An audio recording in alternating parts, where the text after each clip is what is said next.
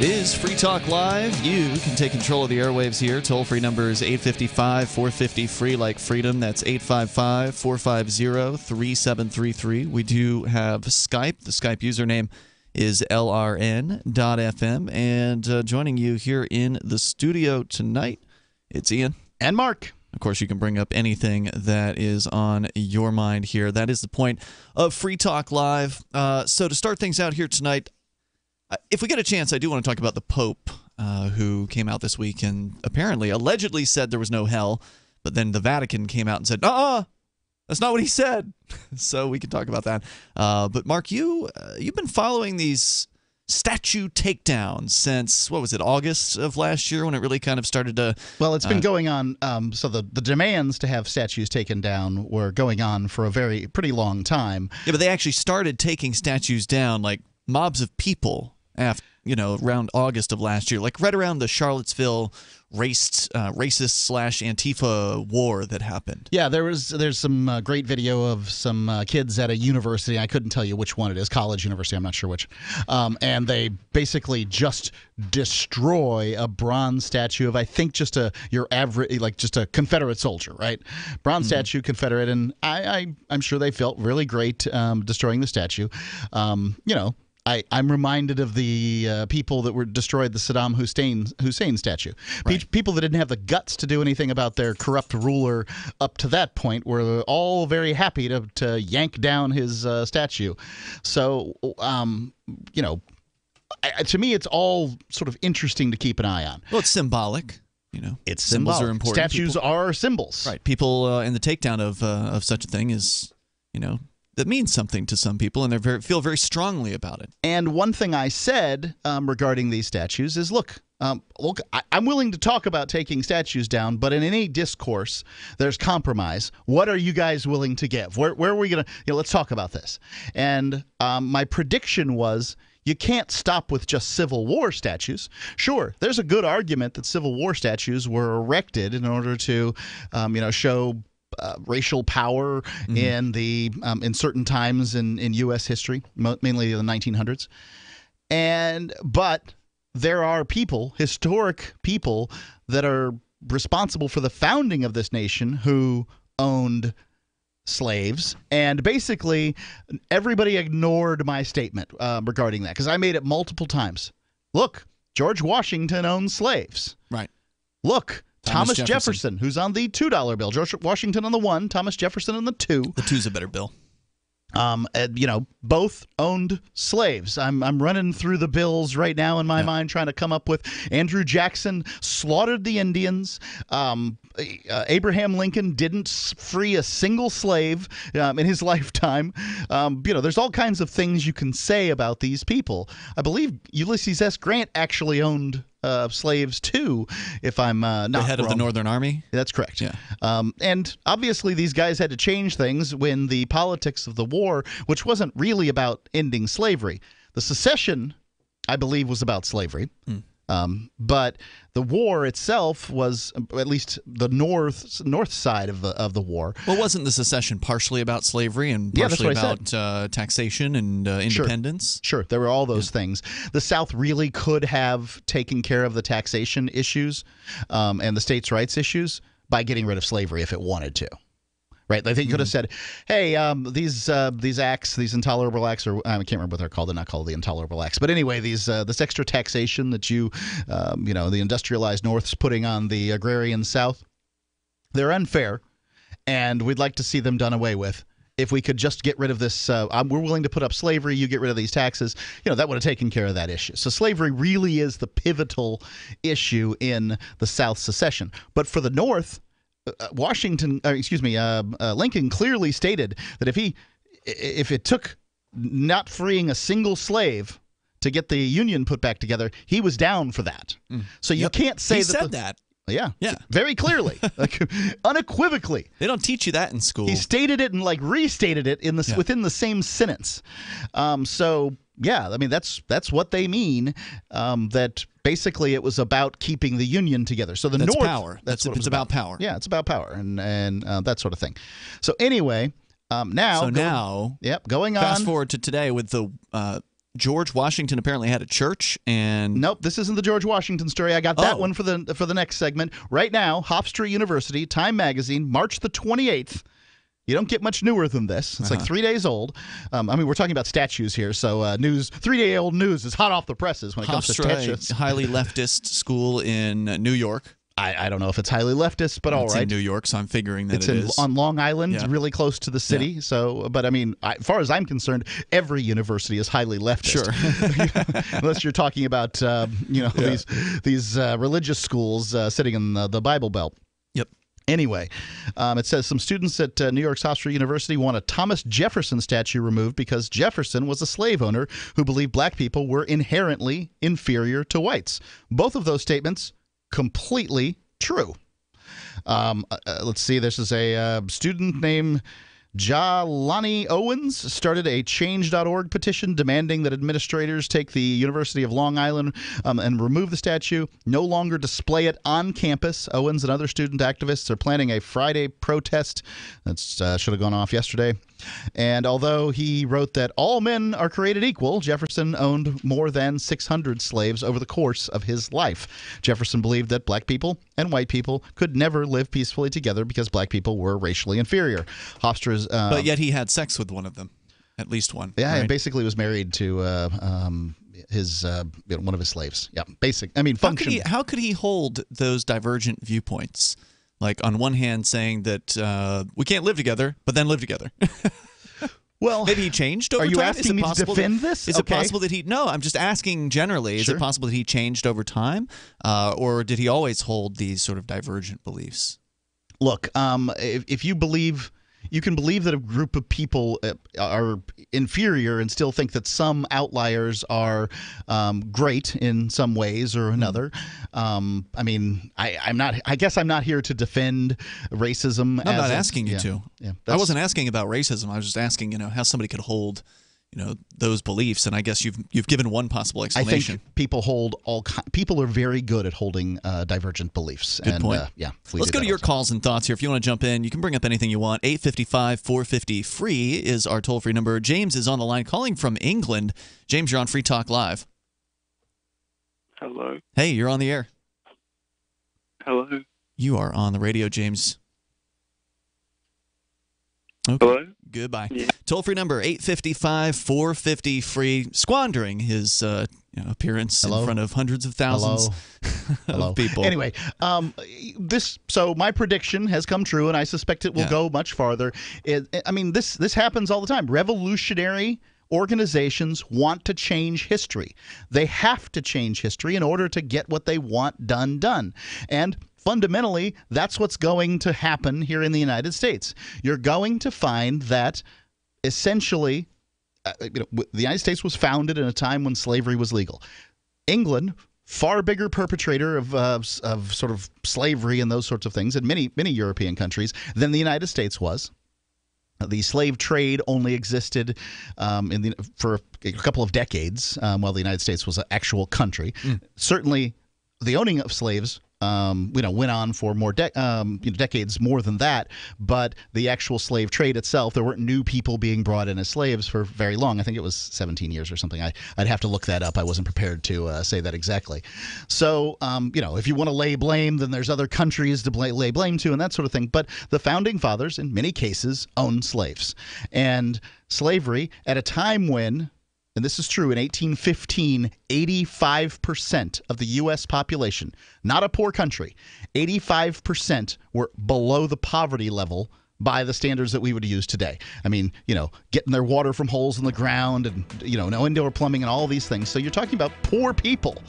And labor distribution, although slavery is abhorrent, labor distribution really sort of sucked at that time. So it was a reality. How are we going to deal with that reality today? Are we going to tear down all the statues of all the people who owned slaves ever and just be left with the ones who didn't? The toll-free number here is 855-450-FREE. If you want to join us here, this is Free Talk Live. What's more profitable, running your business or doing bookkeeping? Doing your business, of course, but you want to keep your books so that you can maximize your tax savings, right? What if I told you that there's a person that's a bookkeeper, accountant, and law school graduate that's also a hardcore libertarian? My name is Melanie Johnson, and I hate the state. I will aggressively help you to minimize your tax exposure and maximize profits, all while staying within the law. Melanie's your best choice for your taxes and bookkeeping needs. Go to tax.freetalklive.com and check out our website, tax.freetalklive.com. You've heard of Bitcoin Cash, but did you know there's now a Bitcoin Cash wallet? The Bitcoin.com wallet is a simple and powerful full-featured Bitcoin Cash and Bitcoin Core wallet that allows you to send and receive either currency with anyone, anywhere in the world. The Bitcoin.com wallet supports both single and multi-signature wallets and is available in multiple languages. The Bitcoin.com wallet is available for Android, iOS, Windows, Mac, and even Linux. Learn more at Bitcoin.com. That's Bitcoin.com. Crimes of the Crown by Captain Mark. The Crown casts the world in shadow and claims to be our guiding light. Cowards clamor for security from boogeymen and ghost stories, while I say these hobgoblins are imaginary. I say those they propped up as our liberators are now subsisting on our bondage. I say there is freedom in the black, and that's exactly where we intend to go. The Crown banishes its own officers for exposing its crimes and tortures dissidents to the brink of madness. It dominates the globe and swallows the wealth of generations, leaving only blood and excrement. The Crown calls it piracy to explore frontiers beyond its grasp. So the time has come for us to define the conduct among pirates. I say the Crown has trampled our necks long enough. Need decentralized solutions to centralized problems? Looking for a community of like-minded scoundrels? Or just want some swag to let the Crown know what you think of it? Join the conversation at pirateswithoutborders.com. We won't be hard to find. Free Talk Live. Your show is dangerous for people. Yes, it is very dangerous for the state. It's dangerous for the status quo. It's dangerous for the status quo, Bob, and it's dangerous because people like you who only want one particular message, and that is crack down, put all those people in jail. We need to bust the border up, and we need to hurt peaceful people. That's what your message is. Yours is the real dangerous message because you're the one who's advocating aggression against peaceful people. Don't you think that's shameful?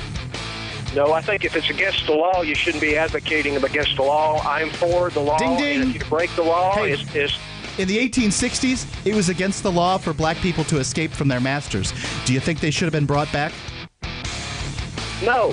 Okay, you're a lawbreaker. The United States made it against the law for Indians to mix with white people. Do you think that that was a good law?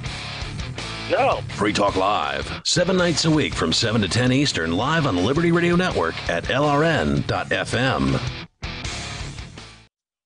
If you want to know the latest about Free Talk Live before we go on the air, all you need to decide is how you want it delivered. It's your choice. Visit news.freetalklive.com. You can get emailed announcements and participate in contests via our email updates list. Plus, we have a Twitter account that you can follow and a Facebook page where you can become a fan. So visit news.freetalklive.com to get news about Free Talk Live as soon as it's announced and the way you want it delivered at news.freetalklive.com. That's news.freetalklive.com.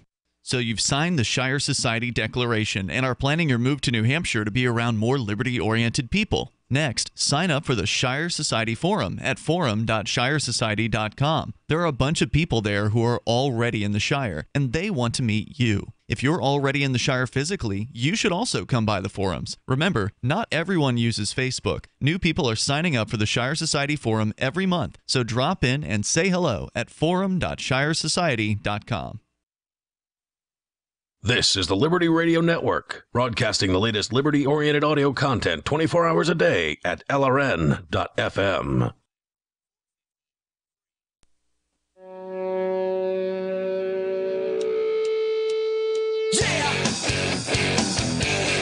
It is Free Talk Live Saturday edition of the program. As always, you can join us here toll-free at 855-450 free like freedom. That's 855-450-3733. And Skype username is lrn.fm. Plus, we've got Discord. It's an online chat platform where you can chat in text and in voice form. And there's actually an on-air call-in line room there on the Discord over at discord.lrn.fm. So feel free to hop in there and you can talk about whatever's on your mind. We've started the show with, Mark, a couple of stories that you've got. One about Hofstra University. They're going to, or have already, not sure which one, take down a Thomas Jefferson statue? There's a student movement to have a Thomas Jefferson statue removed. I see. So the school, have they commented on this yet? Has they, the dean or whoever it is that's in charge, said anything? The Hofstra administrator said in a statement that they look forward to continuing a civil exchange of ideas and perspectives on the subject. So I do want to tell you about Liberty.menu. It is for libertarians. It's for voluntarists. It's for liberty-loving anarchists, people who reject the initiation of force and who agree to abide by the ethics of the non-aggression principle.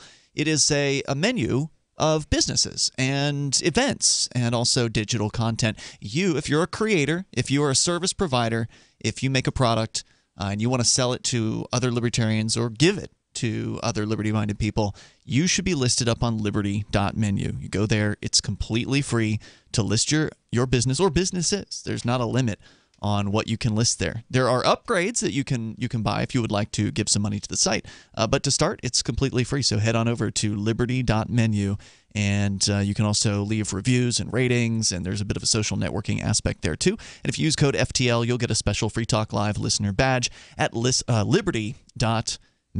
We go to your calls and thoughts. First up, it's Eddie. He's in Portsmouth, Virginia, listening to WNIS. Hello, Eddie. Hey, how you doing? Hey, great. You're on the radio. Go ahead. All right. Well, I was telling a guy that I went to the in Portsmouth here, we've got the big monument, the Confederate monument, and a couple groups want to tear it down. And I was out there at the protest, and I asked the guy who was in the lead, why do you want to tear it down? And basically he said, demographics have changed in Portsmouth, and now there's more black than white, and it's a personal issue to them. And I said, well, what happens if the demographics change? Like, for example, in Norfolk, where we want to tear down, say the whites overpopulated the blacks, and we want to tear down the Martin Luther King statue. That would be pretty offensive. We got to draw the line. Just because you're the majority don't mean you can tear down part of our history. And that's he a solid said, argument. have you ever won a Super Bowl? And I said, of course not. And he says, well, that monument is a Super Bowl. He says, and y'all lost.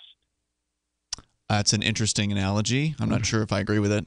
I'm not sure who you all are, and I'm not sure why the monument. It's our history, man. It's our history. And it's a memorial to people who died. They believed in what they believed in, whether we agree with it now or not. Yeah, I mean, history can be and is an ugly thing. It's been a rough ride to get to where we are today, and it will likely continue to have, life will have difficult circumstances. And whether or not everybody agrees with the statue, that'll almost never happen, right? Like, there's going to be somebody, anytime a statue gets put up, somebody's not going to like it. Even if it's a statue of an artist or something like that, there's going to be somebody out there who absolutely hates that artist, or that artist was a misogynist, or that artist was whatever. There's always going to be more than one side to these things, and that's why private property is so important. If it's private property, then you should be able to put up whatever darn statues you want. If it's on public property, then it becomes this conflict where you have people that are just constantly fighting over the way the public property should look and what is on that public property. So I think that would be a solution, but of course nobody's going to propose it. Well, I'd say this. One interesting note. Yeah. The Portsmouth Monument on Court Street is owned by the Daughters of Confederacy, and that's why it's not been torn down. Is it on private property? Property. It is on private property.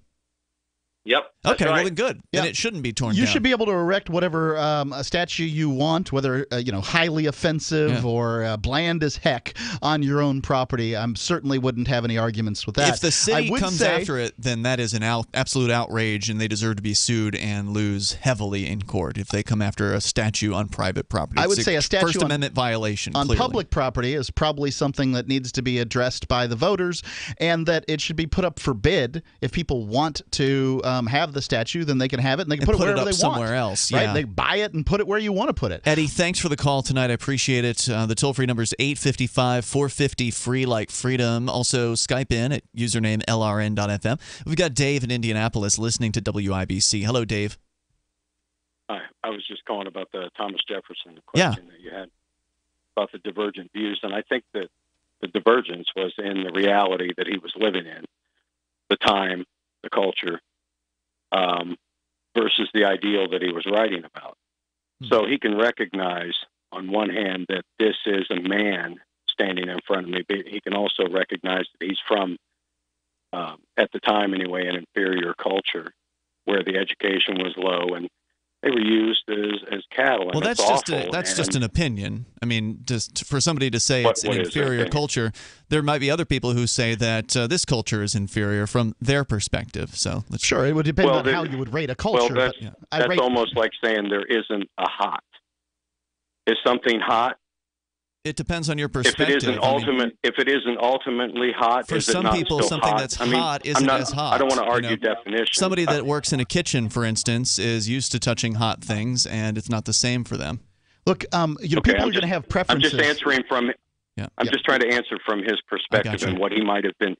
Those divergent views about those people and their culture and how they will not mix with our culture, but then at the same time with a pen and look into the future and realizing what could be. This is ideally how you view it. All men are created equal, recognizing he is a man. And if given the same opportunities, he will create great things. I think he knew that, but he was also living in a time when that wasn't the case. Dave, thanks for the call tonight. I appreciate your thoughts and appreciate hearing from you. The toll-free number is 855-450-FREE, like freedom. I largely agree with what Dave said. I would also challenge you or anyone who said that, there's no such thing as a better or worse culture, to say if cultures are different. I said it depends on your perspective. It certainly depends on your perspective. Absolutely. I mean, somebody who's from a particular culture is going to find that culture better for whatever particular reasons. Yeah. Whether that culture, I don't know, eats living people, right? Or eats dogs or something. Right. Does child sacrifices into volcanoes. I think that at some point or another, somebody has to be able to step back and say, all right, we've got different cultures, and these are the good things about this one, these are the good things about this one, these are the good things about this one. We should probably try to incorporate the good things and get rid of the bad things. Yeah, for sure. And I'd go ahead and say slavery, which is cross-cultural, bad thing, nearly global in its existence, and it hasn't gone away. No. That slavery is something we should probably get rid of in the human experience. I hope to see it happen in my lifetime. That'd be nice. The idea of human rights, the idea that people should have self-actualization, lots of these things. These are good ideas, and so I'm not gonna dance around and say, well, that culture might be just as good. Nope, I don't believe that concept. Okay, toll-free number here tonight, 855-450-FREE like freedom. That's 855-450-3733. Skype username is LRN.FM. You can join us on the radio here. This is Free Talk Live. Hear that?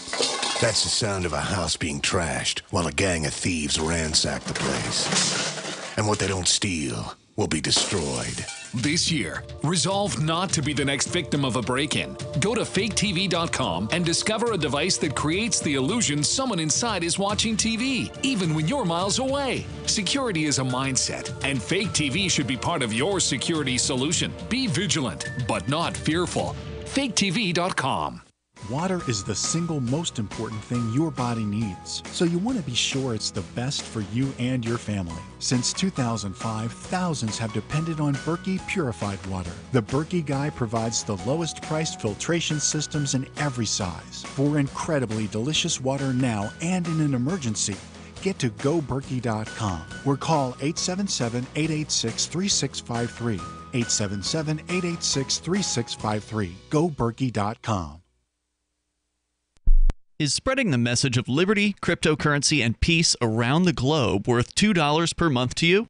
As you may already know, in addition to our internet feed, LRN.FM broadcasts on free-to-air satellite across North and Central America, as well as Sub-Saharan Africa. And we've been available on satellite for free 24/7 since 2010. The LRN.FM free-to-air satellite signal is reaching some of the most oppressive regimes in the world, and there's no doubt our ideas are making an impact. You can learn more about the channel's impact by watching the 3-minute video at fund.lrn.fm. If you'd like to help free minds globally with our ideas of liberty, cryptocurrency, and peace, you can donate as little as $2 per month via fund.lrn.fm. You can help us continue and expand our satellite broadcast to multiple continents. Visit fund.lrn.fm today, and thank you for your help. Don't forget to share the link on social media. That's fund.lrn.fm.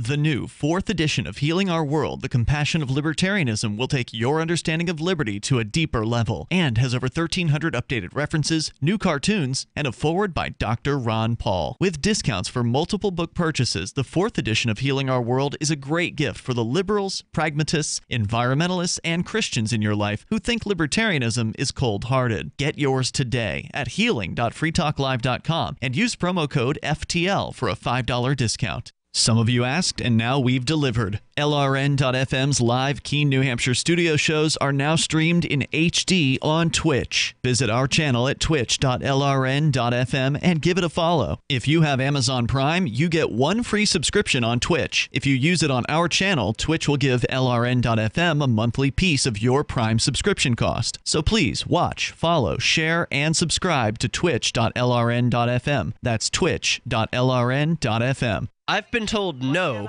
in many different ways. I give you an order and you're going to obey it. George, you can go this way. You can do that and you have to leave here. You cannot bring signs into the rally. Walk with me. Well, I'm comfortable here, actually. Whoa. Hey.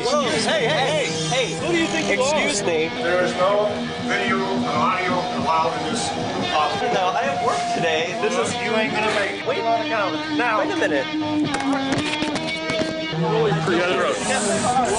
Hey! Oh my God! Unbelievable! Why are you running from me? Because you're scared me. What am I being detained for? You're being served. What is this? You're being served. What is this? Bureaucrats have a funny way of telling people no. That's the sound of the men working on the chain. Derek J's Victimless Crime Spree. Watch it for free and order the Director's Cut DVD at victimlesscrimespree.com.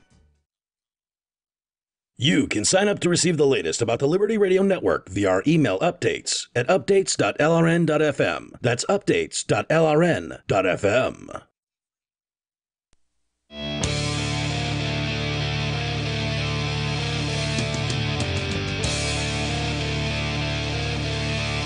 This is Free Talk Live. You can dial toll-free and join us on the radio. You can bring up whatever is on your mind. Our number is 855-450-FREE, like freedom. That's 855-450-3733. The latest news headlines about Bitcoin from around the world are available to you anytime you want them over at news.bitcoin.com. And I'll give you a quick headline here.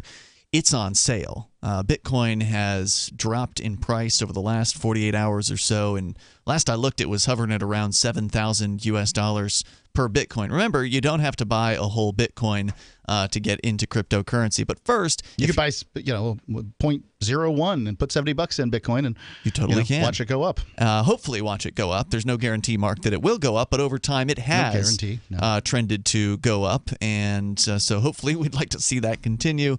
It's definitely down a little bit from what it was a couple months ago. So now might be a good time to check it out. Start learning about it. Go to bitcoin.com, and that is where you can find the basics about cryptocurrency, about Bitcoin, that which started the entire craze that we're seeing. Some people are saying that this year, 2018, is going to hearken in more institutional money into Bitcoin. More of these large-scale investor groups or whatever might be buying some cryptocurrency. And, of course, the prediction is that the more people get involved, the more people that invest in crypto and Bitcoin, the higher the price will tend to go over time. Yeah. Seems like a reasonable prediction, but again, anything can happen. So go and learn the basics over at bitcoin.com. And if you're way past the basics and you want to get news headlines, news.bitcoin.com. You want to jump into their mining pool, you can do that over at pool.bitcoin.com. And there's so much more there. Go check it out when you get a chance. As we go back to the phones. To the fun here, we're talking about the PC movement to take down statues. Some people find some statues, usually of people who'd owned slaves, or some sort of commemoration of people from the South, the Confederacy, to be offensive, and they've formed movements to take them down. You started, Mark, by telling us about Hofstra University in New York on Long Island, where there's a student group that is angling to have the Thomas Jefferson statue taken down. They have not been successful at this point. There's discussions that are ongoing in the school. There's more. You've got a different story. We can get into that about George Washington and his church. But first, to your calls and thoughts. Frank is in Chesapeake, Virginia, listening to WNIS. Hello, Frank. How are you, sir? Hey, great. You're on the radio. Go ahead. Yes, sir. You're doing a great job, but even you are leaving out a couple of points. Okay. One Excellent. of which is that this country was a English colony for more than 150 years before we were the United States. For all but the first 12 years of that, we had slavery. We know the slaves came from Africa, but no one ever talks about how they got here. They got here on English, Spanish, French, and New England ships. Harvard University was founded on money from rich people who made that money in the slave trade. There are statues of the men on the Ivy League campuses that donated money that they made in the slave trade. That's correct. If you want to take down Thomas Jefferson in New York, are you going to take down those statues and close those Ivy League institutions as well? Good question. Right, and that really is the question here. I mean, so if all right, so we're going to take down these Civil War statues. And look, okay, I'm fine. As a Southerner, I say if you're going to take down the South's Civil War statues, you need to take down the North's too. And hell yeah, man. Yep, so let's take them guys down. I wanted to take down that statue in Central Square for years of that Union soldier. Right, I see a Yankee standing in one more thing, sir. Well, just a second. I've got points to make. So I see a Yankee standing in the middle of Town Square in New Hampshire, and I want that statue down as bad as anybody. Fine, I'm willing to trade. Let's go. But then once you take down the Confederates and the Yankees, now what? Well, we've got these founders, and they own slaves. Washington, Jefferson, that's some big guys. And now, as you point out, they've got these people, that no one really knows who have statues on these Ivy League schools. Going to have to take all those down. Well, the buildings themselves were built with the money from the slave trade. Are we going to have to tear down all those buildings? What about the learning that goes into them? Wait a second. There's other buildings that aren't on these universities, and slavers lived in those buildings. Like, it just keeps Yeah, it's going. crazy. Go right ahead. Frank, did you say you had one more point? Sir. Yeah. In addition, I'd just like to add, I am a Vietnam-era war veteran. We lost that war. It was an unpopular war. Do we take down a Vietnam wall? Because some people don't like that. In Virginia, we have a law on the books that protects all war monuments, including Confederate and Union, and this is why they cannot be taken down even on public property, and for no other reason. Frank. And if you let the Confederate statues come down, you are absolutely right. They'll find fault with some other war, some other part of history. And I can find fault with all the wars. I mean, hey, thanks for the call, Frank. Great points. Appreciate hearing from you tonight. The toll-free number is 855-450-FREE like freedom. You can join us. Vietnam War, blacks were disproportionately sent to the front lines to fight. And, that not very fair. Muhammad Ali decided that he would rather go to prison than to go fight what he called a white man's war. And I think there's some good argument that it was a white man's war. I think that the better argument is that old men talk while young men die. I like that quote a bit better, which is that the, wishy-washy politicians in Washington, D.C., who were actually responsible for the loss of the Vietnam War. No soldier out there lost the Vietnam War. The war would actually been won, and then the politicians gave it away, essentially. But regardless, all that's here nor there. It's the politicians that senselessly throw away the lives of our young people. And yeah, sure, during the Vietnam War, they were senselessly throwing away the lives of young black men. But in World War II, they wouldn't let them fight for their country. Let's go to Carlos. He's in Indiana, listening to WIBC FM. Hello, Carlos. Thank you very much for bringing this topic up tonight. Sure. It gets to a place where they want to tear these statues down, and you ask them the question, without the statues, where are people going to learn about what took place in history? History books. Their argument is in the textbooks. Yep. I can tell you from teaching social studies at both 7th and 8th grade, because of the number of things that have to be covered, there is so much that is left out about this point in history, like when Thomas Jefferson wrote his first draft of the Declaration of Independence, he specifically stated to do away with slavery. Ah, yeah. I think I recall that, yeah. Unfortunately, the South, in particular, a representative from South Carolina, last name is Rutledge, said point blank, we will hold the South hostage until that part is removed from the Declaration. And yes, you can find places, and I want to warn people that when they go to research this information and use Google, Google has become so politically correct and grasps so much to the progressive side, I guess you would say, that you don't find a bunch of this stuff. Unless you decide to go to the Monticello page that is set up for Jefferson's home, you don't find out that he was totally against slavery on one hand, wrote against it in the Declaration of Independence, but yes, even though he was against slavery, he had slaves to be able to make his farm go, especially when he was away from Monticello. And one thing that he probably had to ask himself is that if I free these people, what is there for them? Like, how are they going to just go and, make life livable? And he probably didn't feel like he could afford to pay them to do the jobs that they were currently doing. Most people lived in poverty at the time. Obviously, selling them off, they're going to go to places where, in his opinion, I'm sure, they would have been treated worse. There weren't a lot of great options. People were signing up for the Shakers in order to, handle the winter up north. I mean, that's how bad it was, is plenty of people just couldn't even make it through winter. Carlos, thank you for the call. Thanks for the perspective as a history teacher there. Appreciate that. I know that when I was in government history school, last thing I wanted to do was read any textbooks. So that wouldn't have gotten information across to me. Have you ever heard those men on the street things? Where they ask people who fought in the Civil War. Yeah. They don't have any idea. The toll-free number, if you want to join us here, 855-450-FREE, 855-450-3733. You can take control of the airwaves. This is Free Talk Live's live Saturday show.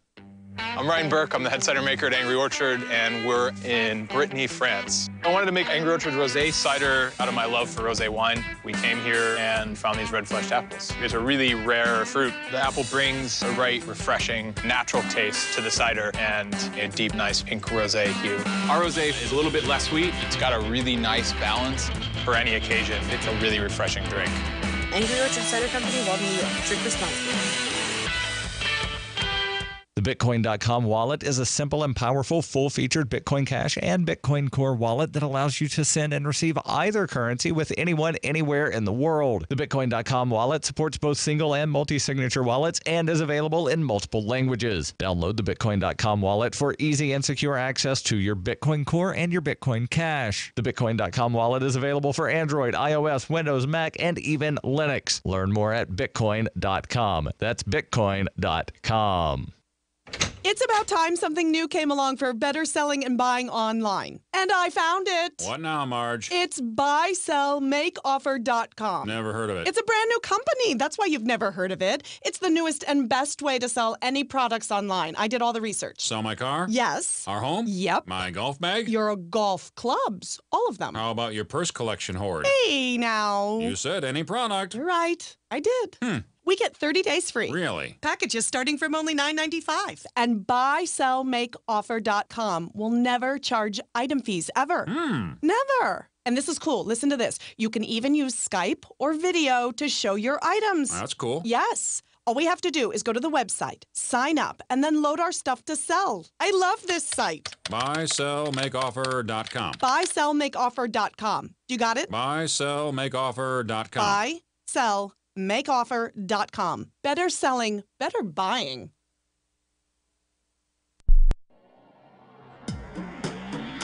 Free Press Publications is an independent, alternative media and publishing company founded in June 2009 with the mission of ensuring a free press for the freedom movement and is committed to spreading the message of peace, freedom, love, and liberty. FPP also gives new authors an avenue for publishing freedom-oriented material. FPP brings you daily news and commentary on the website, fpp.cc, as well as a daily 5-minute newscast, FPP Radio News, and weekly news, views, and commentary in the FPP Freedom Minute and Peace, Love, Liberty Radio at fppradio.com, and the monthly newspaper, FPP News, at news.fpp.cc. Find FPP online at fpp.cc. That's fpp.cc, as in Creative Commons. Here's a chance to do a little activism while you're cruising Facebook, Twitter, or Google+. Between the LOL cats, the recipes, the hot girls, and the inspirational sunrise memes, Free Talk Live's posts pass by your newsfeed. Like them, comment. It gives us more exposure. If you don't see our posts, click like at facebook.freetalklive.com and then hover over it to click Get Notifications. It's an easy way to spread the ideas of liberty a bit further. I know you're busy, but you can spare that 1/10 of a calorie it takes to click on something. facebook.freetalklive.com. Cell 411 is a free app for Android and iOS that replaces government-controlled 911. Cell 411 allows you to preset a group of friends or private organizations to show up at any emergency. Cell 411 is a nightmare for the state because it proves their so-called services aren't needed. Cell 411 has had thousands of installs, and of course it's covered by the BIPCOT no government license. Cell 411 because your friends won't shoot you when you're in trouble. Without the government, who would build the emergency services? You and Cell 411. Get it today at getcell411.com. What's up next? Visit the Liberty Radio Network program guide to find out at shows.lrn.fm. That's shows.lrn.fm.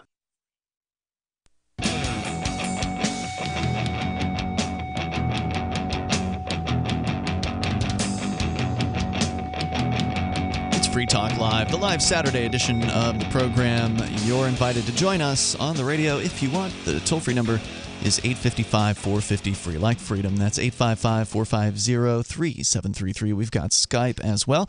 Skype username is lrn.fm. And we've also got the Discord on-air call-in line chat room where there's a caller waiting. We're going to get to that here shortly. But for those that are unfamiliar, you can go and check out our Discord. There's over 540 registered users. And I did finally find out how to look and see how many of those people have actually come back. Like from, they registered. Yeah. But have they come back? And there is a way to see how many of them have been there within the last week and within the last month. And within the last week is about half. So wow. 240 or something like that. Within the last week, it's like 137. So there's well over pretty busy chat room. Yeah, then. There's a bunch of people in there every single night during the show, and then before, during, and after. You can usually find folks in there talking about a variety of different topics. There's different rooms with different topics like cryptocurrency, gaming, and more. So head on over to discord.lrn.fm. In fact, as I said, there's an on-air call-in line voice chat there, and that's where Anon is waiting on the line with us here in Alabama. Anon, you're on Free Talk Live. Hey, how are y'all tonight? Hey, great. Go ahead with your thoughts. I was talking about the Confederate statues. I really feel they probably should be taken down. Really? When you look at you can see the Confederacy and look at historical documentation. For instance, the Confederate Constitution 3 times guaranteed the existence of the institution of slavery. It not only that, it said that any future states would have to be slave states as well. Huh. They were going to invade Brazil and Cuba and set up new plantations. Really? Well, many of them escaped and went to Brazil and set up little colonies and that kind of thing. Some came back, some didn't. Right, like the Gullas in South Carolina. Yeah. Now, when you look at someone like Robert E. Lee, as a Southerner, I can say this. There's this lost cause sort of celebration of the Confederacy, which doesn't really bear up any scrutiny. Robert E. Lee knew he was fighting for slavery. He had to have. He was the commanding officer of the Army that was serving under a government who, the Civil War wasn't necessarily about slavery, but let's be honest, it was a major contributing factor. Sure. No, I think I said exactly that on the air, and I'm willing to back that up. I would quibble a bit because that was we're talking about the 1800s, and the 1800s is full of wars. Comes to the mind the Charge of the Light Brigade in during the Crimean War, and where people would fight and die in just these lost causes because it was the honorable thing to do. I don't know why Robert E. Lee chose to support the South precisely, but I think that honor, and it's a slippery concept, but I think honor was involved in it, whatever that might mean to him. Well, you can't judge what they did then by today's standards, but you can judge the consequences of their actions by today's standards. But why take down the statues? I mean, that's what you opened your call with. Why do you want to see that happen? I'm a white man married to a black woman. We have children. I don't like the idea of having to take my kids past these things and explain to them that, I mean, and let's be honest here, as a direct result of slavery, it was been illegal for my wife to be married before the year 1955. That is a direct result of the institutions that these people chose to fight for and protect. It's like asking Jews to go past a Nazi statue. What did Germany do after the war? They learned. They allowed after World War I, they allowed resentment to fester until the famous stabbed in the back myth came about that Jewish people had stabbed them in the back, and that's why they lost the war. What did they do after World War II? They tore it out. Because some things may be a legacy of history, but some things are a stain. The genocide of Native Americans, that is a stain. Agreed. Obviously, slavery in this country, as it existed, is a stain. I wouldn't disagree with that at all. I would say that, look, I have a son too. He's, I'm not looking at this from the same standpoint as you might be, but I guess what I would say is when we go by, look, here's some realities about what occurred during the Civil War, and these things really, really, really stunk. He's clear on what slavery is now and why it, what it occurred in American history and those kind of things, and why it was bad and awful, and that, and it just makes me wonder: are we cutting out the opportunities to actually have those conversations? Because slavery exists today. And it exists around the world in the chattel form, but it exists in the form of citizenship. Organizations called countries claim us, you, your children, your wife, as their own. And they claim the fruits of your labor. They claim your property. If you don't pay them your property taxes on a regular basis, they're going to take it from you. They claim you body and soul. If you're a United States citizen, you go outside of the country and you work, they still claim your labor outside of the country.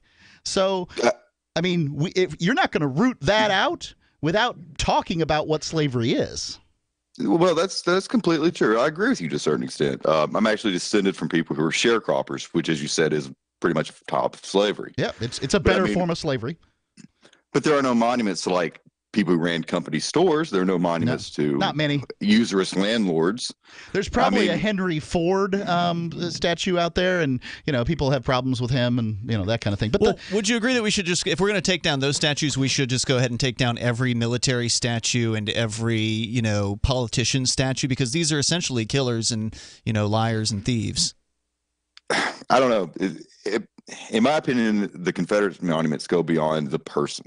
Okay, It's the idea they represent. Well, the idea that the politicians represent is that of the state, which is, as you were discussing, Mark, essentially slavery writ large, where the slaves kind of take care of themselves to some extent. And you also understand, there are people that want to keep these Confederate statues. So in order to, if you want something taken off the table, you have to be prepared to do the same yourself. I think the fair thing to do is, if you're going to pull down the Confederate statues, is to pull down the Yankee statues at the same time. But a lot of people aren't prepared to do that. They just want what they want, and they don't want to give on the subject at all. And kind of asking for a compromise is labeled as, I don't know, reactionary or racist or whatever it is that they wish to label it as.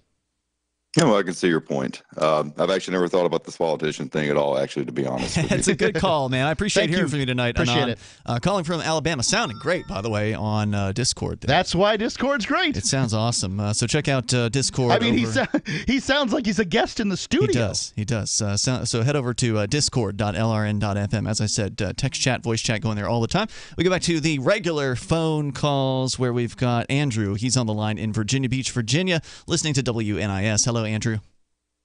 Hi. Hey there. I just have a quick question. When all this started from the beginning, one of you guys made a comment that Lincoln never freed a slave. Yep. But did he not make a law to abolish it? The Emancipation Proclamation? Right. Okay, so let me address that if I may. Lincoln presided as president during the Civil War over 4 states that had slavery: Maryland, Delaware. I'm not exactly sure which. I think it was like Kentucky. Anyway, there were 4 slave states that did not secede with the Union. He didn't free slaves in those states. And didn't he also say he didn't care? The Emancipation Proclamation was very specific. It only freed the slaves in the states that had seceded. Now, Lincoln is president of the United States of America, not president of the Confederate States of America. So if Donald Trump issues a proclamation saying that there's a new minimum wage in Mexico, what has he done besides bloviate? Andrew? So you're saying that only applied to those certain states? That's my understanding of history, and I have looked this up, yeah. Okay. Well, I wish the great call you had from the social studies teacher would have elaborated on that, too. I didn't understand what he exactly meant, though, that the one, can't remember the guy's name, that until Jefferson removed that line to abolish slavery, that they held South Carolina hostage or something. Yep. So it kind of went over my head. Yeah. So there were several drafts of the Declaration of Independence. They were floated by I think the First Continental Congress. Maybe it was the second. I'm not sure. And they had to come to an agreement on what was going to be in there. The specificity on slavery was, oh no, we can't do the whole Southern thing. First, it was indigo was the first crop, and then it was cotton. But either way, they didn't feel like they could, from an agrarian standpoint, function without slavery. By the way, South did just fine without slavery post-Civil War from an agrarian standpoint. So it was proven out to not be necessary. However, the power brokers in the South are like, we're not gonna fight with you in this Revolutionary War if you don't do the things we want, and that's what they wanted. Andrew, thank you for the call tonight. Appreciate hearing from you. Our toll-free number is 855-450 free like freedom. Yeah, Lincoln was no hero to the slaves. They were a political pawn for him to keep the Union together. He presided over a war that killed more Americans than any other president in history. And every other country in the world abolished slavery just sort of on their own through the market. We're coming up.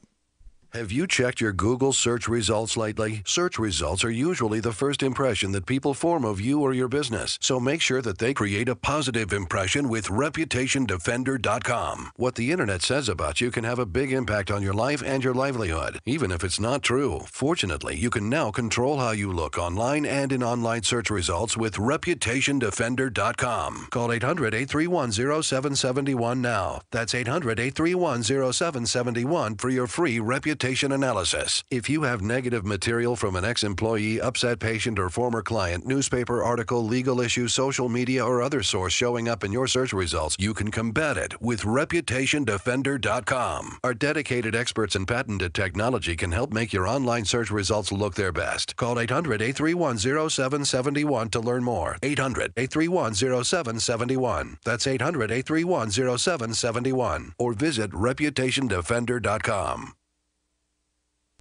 We've all heard about blockchain assets like Dogecoin, Ether, and Ripple. Bitcoin isn't the only player in the blockchain game any longer. And for those of us wondering how to get our hands on these digital assets, finally, there's a solution. Shapeshift.io allows you to buy and sell between your digital assets and Bitcoin instantly between your own digital wallets. I've used it with ease. Shapeshift.io. There's no account or email address needed. You send them the crypto you want to sell. They send back the crypto you want to buy. It's that easy. Shapeshift.io.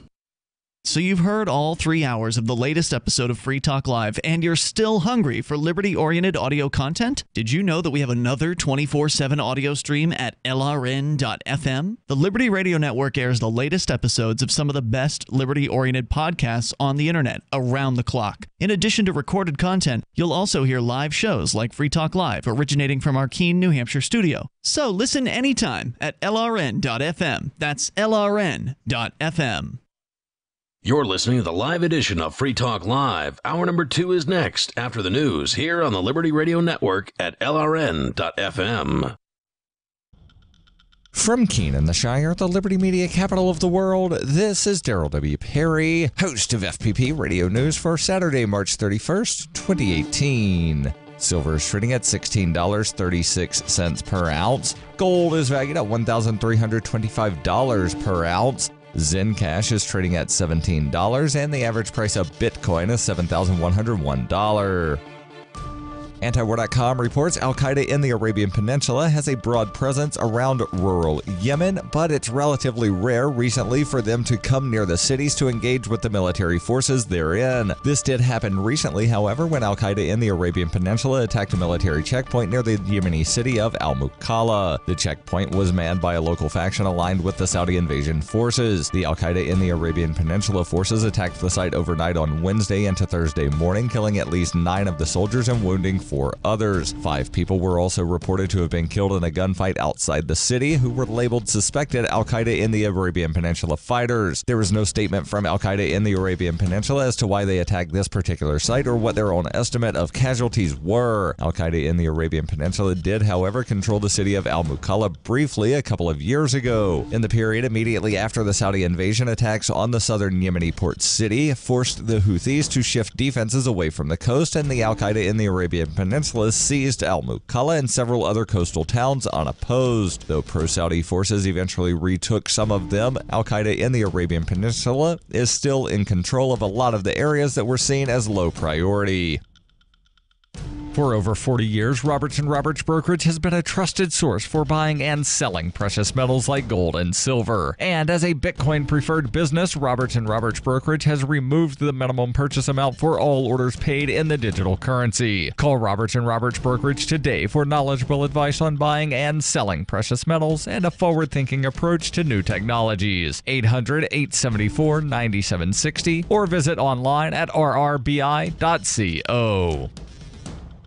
UPI reports Tesla Motors is recalling 123,000 Model S electric-powered cars in what's believed to be the company's largest ever safety recall. The company said in an email to customers on Thursday, excessive corrosion on bolts in very cold climates could lead to power steering failures. The recall applies to Model S vehicles built before April 2016. Model X and Model 3 vehicles are not included. The email said a car with the corrosion problem is still drivable with increased force. Tesla wrote, "This primarily makes the car harder to drive at low speeds and for parallel parking, but does not materially affect control at high speeds where only small steering wheel force is needed. No accidents have been reported because of the problem." When you hear the word lobbyist, you probably think about greedy corporations, but not all lobbyists are the same. Some are fighting for the freedoms you hold dear. Liberty Lobby LLC is doing just that in New Hampshire, working hard to represent you, not some special interest group. You can help by going to libertylobby.info, where your contribution will give us the tools we need to ensure that your voice is heard. Visit libertylobby.info today to find out more. Reuters reports Vermont lawmakers gave final legislative approval on Friday to a bill that raises the legal age for buying firearms and expands background checks, becoming the latest state poised to tighten gun restrictions after last month's Florida school massacre. The Democrat-controlled Senate approved the measure, S-55, in a vote of 17-13, according to the online legislative record. The bill passed the state House earlier in the week. The measure now goes to Republican Governor Phil Scott, who has shifted his stance and voiced support for some gun control measures after the arrest in February of a Vermont teenager accused of threatening to shoot a high school. The incident came 2 days after a former student killed 17 people at Marjorie Stoneman Douglas High School in Parkland, Florida on February 14th. Scott's support for gun control marked a sharp switch for a governor with a 93% approval rating from the NRA, gun rights advocacy group, in an otherwise politically liberal state with a reputation as a pro-gun stronghold. Vermont, a largely rural New England state with a passion for hunting, is one of 24 states where efforts to curb gun violence have gained momentum in recent weeks. The Vermont bill raises the age for gun purchases to 21 and expands background checks for private gun sales. It also bans magazines of more than 10 rounds for long guns and 15 rounds for pistols, as well as rapid-fire devices known as bump stocks. Vermont Public Radio reported that the Vermont Senate would take up 2 more gun-related measures next week. Both are aimed at removing guns from homes in cases of domestic violence or when someone is at risk of imminent harm from firearms. This has been FPP Radio News, online at fppradio.com. A report confirms that many Iraqis are still holding a petty grudge about the U.S. invasion. An advanced alien civilization discovers an uninhabitable planet, and a single woman has a Facebook profile picture with her sister. This is the Onion Week in Review. A groundbreaking study published Monday in the Journal of the American Medical Association confirmed that it is impossible to lose weight. No one has ever done it, and those who are trying should give up immediately. Researchers said that findings conclusively prove that shedding excess weight has never happened, changing your physical appearance is impossible, and that all sorts of exercises, personal training regimens, and diets will never, ever work. Well, our test results conclusively prove that if you're going to the gym to lose weight, you will fail. You could work out every day and eat nothing, and you still wouldn't lose an ounce.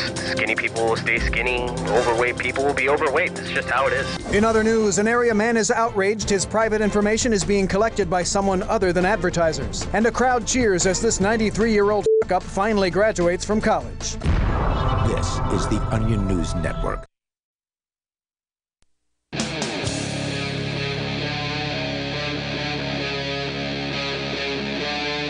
Free Talk Live. It is Free Talk Live. Join us right here. The toll-free number for you is 855-450-FREE like freedom. That's 855-450-3733. We've got Skype as well at Skype username LRN.FM. And our Discord on-air call-in line is available to you. Just head over to discord.lrn.fm and you can jump in that chat room and then we can put you on the air that way. So 3 different ways that you can get your voice on the radio here on Free Talk Live. With you tonight, it's Ian. And Mark. For those of you just tuning in, the last hour was basically all talk about the statue takedown requests, demands by some people out there that want to see, let's say, Confederate statues taken down or former presidents who own slaves now. That's what we were getting into with Thomas Jefferson statue under controversy at Hofstra University in New York. And then, Mark, you hadn't even gotten into the story about Washington. Apparently, he had a church that was the church that he attended. That's right. Is it named after him or just the church that he attended? Just the church he attended. The Daily Mail has a story here, and this one isn't new. I've just been holding it from October of last year, but it says George Washington's own church is removing a plaque in his honor because he owned slaves. So scrubbing any kind of mention of Washington from the church history, basically. Right. He attended the Christ Church in Alexandria for more than 20 years and bought one of its pews in 1773 when it opened. A stone plaque that reads, "In memory of George Washington," is displayed on the left side of the altar, but will be taken down. A plaque honoring Confederate leader Robert E. Lee will also be removed. Now that, in that case, is also private property. To where they can make that decision. It's their church. They certainly can do that. But it is a strange decision to make, given that, the church has a certain history and the church bears some blame, right? Like you, the church, allowed people who had slaves to attend your church. That was not something that was considered, unusual at that time. And obviously the church changed its viewpoints about that. Right. And here's why the church changed its viewpoints about that. And that's one of the things is that, at some point, everybody changed their viewpoint. If you want to extol the Quakers and say that these are the great people that brought down slavery in this country, and there's a lot of... They did a lot to do it. There's a great argument from John Woolman on, but John Woolman was a young Quaker who decided he could no longer work as a clerk filling out bills of sale for people. Oh, wow. Meaning that he was working for Quakers that were buying and selling people. Now, I can't tell you when Woolman was born and this occurred, but my guess is that you're talking sometime in the 1700s. I'd have to take a look just to make sure that was true. But, so the Quakers didn't believe it. When in history does one have to have come to the conclusion that chattel slavery, however you want to say it, chattel slavery in this country was unacceptable? And obviously, the sooner the better. But everybody kind of came to their own conclusions, and they all lived in a world where they had to deal with the reality that some people were owned, some people were in, labor contracts that looked a lot like slavery. And frankly, being a free person at that time wasn't the greatest life either. 85% of people living in abject poverty, really awful conditions, and these sort of dirt floors and these sorts of things. using outhouses. They're nothing great. I mean, the poorest person today lives better than the richest person from 150 years ago. Far better. Yeah. In the United States, at least. Yes, in the United States, here in the United States. I mean, you could be talking about places around the world where they're certainly much poorer. The one difference I can see, and you pointed out at one point, Ian, is that the rich people had lots of labor. That labor was cheap. But other than that, they didn't have they have smartphones. They didn't have indoor plumbing. Yeah, no air conditioning, no ice. Yeah. Let's continue here. Your calls and thoughts are certainly welcome. Larry is listening in Indianapolis via WIBC FM. Hello, Larry. How you doing, Mark? Hey. Hey, Larry. Ian. Hi there. Hey, I'm a black man, right? I knew that. Yes. And slavery is the most merciful thing that could ever happen to us throughout history. What? We were brought to this country. Now let's just listen. I'm listening. I want to hear it. Whatever you're going to say, I would probably go to prison for saying. I just want to hear it. Okay, we were brought to this country not like the Middle Passage where they said so many of us was lost. We were brought here as breeding stock. When you have breeding stock, you have just a few prize specimens that you bring to start to breed your cattle in another land. That's what happened, right? So about 10,000 of us were brought to this country. What happened is that the cotton gin got invented in 1830, right? By black man. There were 2 million slaves, not about 12 million here in that time, right? Okay, take your word for it. The states that you talked about, Delaware, Maryland, the District of Columbia, Virginia, and Kentucky. Kentucky is our neighboring state. They bred the most slaves. But what happened is they bred slaves. And the Southerners were mad about that because they were taxing the slaves there in the District of Columbia, marching them down the plantation at $2,000 a head. So that's why they wanted to go to the Caribbean, and they wanted to go to what they call the Golden Triangle to breed their own slaves. But they weren't going to hear that. That's one of the reasons they had the Civil War. The slaves were commerce.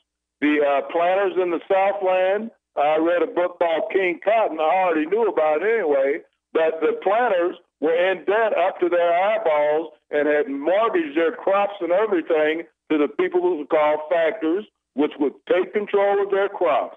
And you have a store set up, and when they get the payment off of their crops, they wouldn't have nothing. So them and the slaves was just starving to death, and the factors were coming down, scooping up all the money. So when we talk about slavery, I can't deny slavery. I can't deny any part of it, because if I do, I deny my own existence here in this country. They should have let slavery continue and work itself out naturally. Oh, because I see. No, but listen. Yeah, I agree every with time you. it has. Don't cut me off, please. I'm not. I said I agree time, that. Anyway, go on. That people should have done every it. time throughout history that I've read about, the slaves have always taken control of whatever civilization they work for, because they were doing all the work, right? Yep. And you know what else would have happened? Technology would have worked slavery out. Yep. But what happened as we came up and we did get freed inadvertently and prematurely, there were laws put in place, the Jim Crow laws, the segregation laws, to keep us in our communities. And we were developing, doing fine, just fine on our own, into a certain segments of the black community, led by Martin Luther King and other people like him who wanted to be in with the white people. They destroyed all that.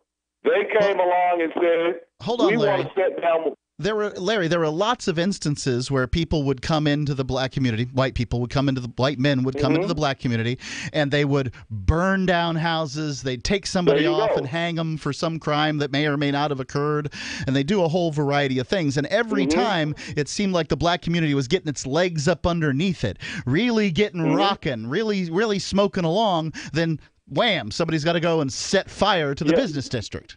There you go.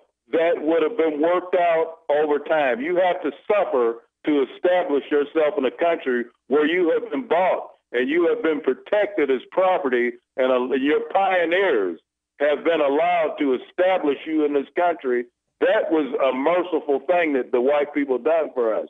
But our own people, Martin Luther King, they need to be pulling this statue down because he destroyed our whole way of life. He destroyed. I mean, you can look at history right now and see these people out here talking now that have benefited from what he done. They were the ones that came out and wanted to destroy their brothers and sisters and sell them into slavery.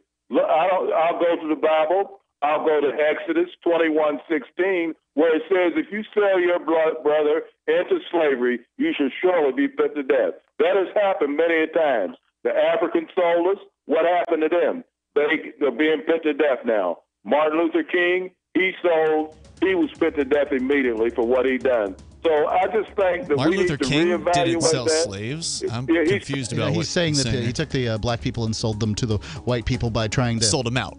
Yeah, sold them out. Sold them out. The idea. Hey, Larry, shocking statements from Larry. I really don't know. I don't know how to respond to it. Thanks for the call tonight. I do appreciate hearing from you. The toll-free number is 855-450-FREE, like freedom. I guess you could argue that in some cases people's living standards were increased by being brought here. It's Free Talk Live. This is Daryl W. Perry, host of Free Talk Live. This November, I'll be running in the world's biggest and most popular marathon, the New York City Marathon, and I've accepted a spot on Team Innocence Project because I'm a passionate supporter of their work. Since 1989, 353 people in the United States have been exonerated by DNA testing, including 38 who pled guilty to crimes they did not commit, and 20 of whom served time on death row. The Innocence Project provided direct representation or critical assistance in 180 of these cases. With your help, the Innocence Project can help even more people who have been wrongly convicted. As part of Team Innocence Project, I'm raising awareness about wrongful convictions and raising funds to help free the innocent. I've already paid the race registration fees. However, to secure my spot on Team Innocence Project in the New York City Marathon, I need to raise $3,500 by November 1st. You can support the Innocence Project and help me secure my race entry by going to run.freetalklive.com. I'm Ryan Burke. I'm the head cider maker at Angry Orchard, and we're in Brittany, France. I wanted to make Angry Orchard rosé cider out of my love for rosé wine. We came here and found these red-fleshed apples. It's a really rare fruit. The apple brings a right, refreshing, natural taste to the cider and a deep, nice pink rosé hue. Our rosé is a little bit less sweet. It's got a really nice balance for any occasion. It's a really refreshing drink. Angry Orchard Cider Company, Walden, New York. Drink responsibly. Zencash is an end-to-end encrypted system with zero-knowledge technology over which communications, data, or value can be securely transmitted and stored. With over 7,500 secure nodes, Zencash has one of the most distributed node systems of any cryptocurrency. Zencash is a platform for cryptocurrency and communications built by voluntarists for voluntarists, with the ideas of voluntary interaction being written into the white paper no less than half a dozen times. Learn more at zencash.com. That's zencash.com. On Free Talk Live, we're bringing people to the ideas of liberty every day. From wrestling superstars like Glenn Jacobs. You guys really are having an impact, I believe. Like I said, a lot of where I am now is due to listening to Free Talk Live. You changed my mind on some very important issues years ago. To random people tuning in on the radio. I was kind of stuck in the left-right paradigm. I heard your show by chance on a Saturday night.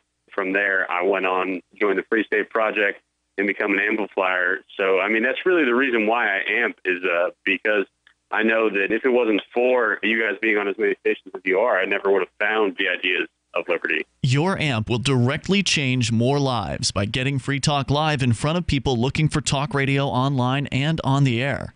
When you amp Free Talk Live, you get perks like access to the AMP-only Facebook group and AMP podcast. Visit amp.freetalklive.com. LRN.FM is proud to announce our official listening apps for Android and iOS devices. Now you can easily tune into our streams anywhere, anytime on your smartphone or tablet. Just visit apps.lrn.fm or search for LRN.FM in the Android or Apple app stores. Please download, rate us 5 stars, then share the link on your social media and let your friends and family know how you're listening to LRN.FM. Download it now, free at apps.lrn.fm. When you hear the word lobbyist, you probably think about greedy corporations, but not all lobbyists are the same. Some are fighting for the freedoms you hold dear. Liberty Lobby LLC is doing just that in New Hampshire, working hard to represent you, not some special interest group. You can help by going to libertylobby.info, where your contribution will give us the tools we need to ensure that your voice is heard. Visit libertylobby.info today to find out more. If you enjoy LRN.FM, please contribute to your favorite shows via their websites and become an amplifier at amp.lrn.fm. That's amp.lrn.fm.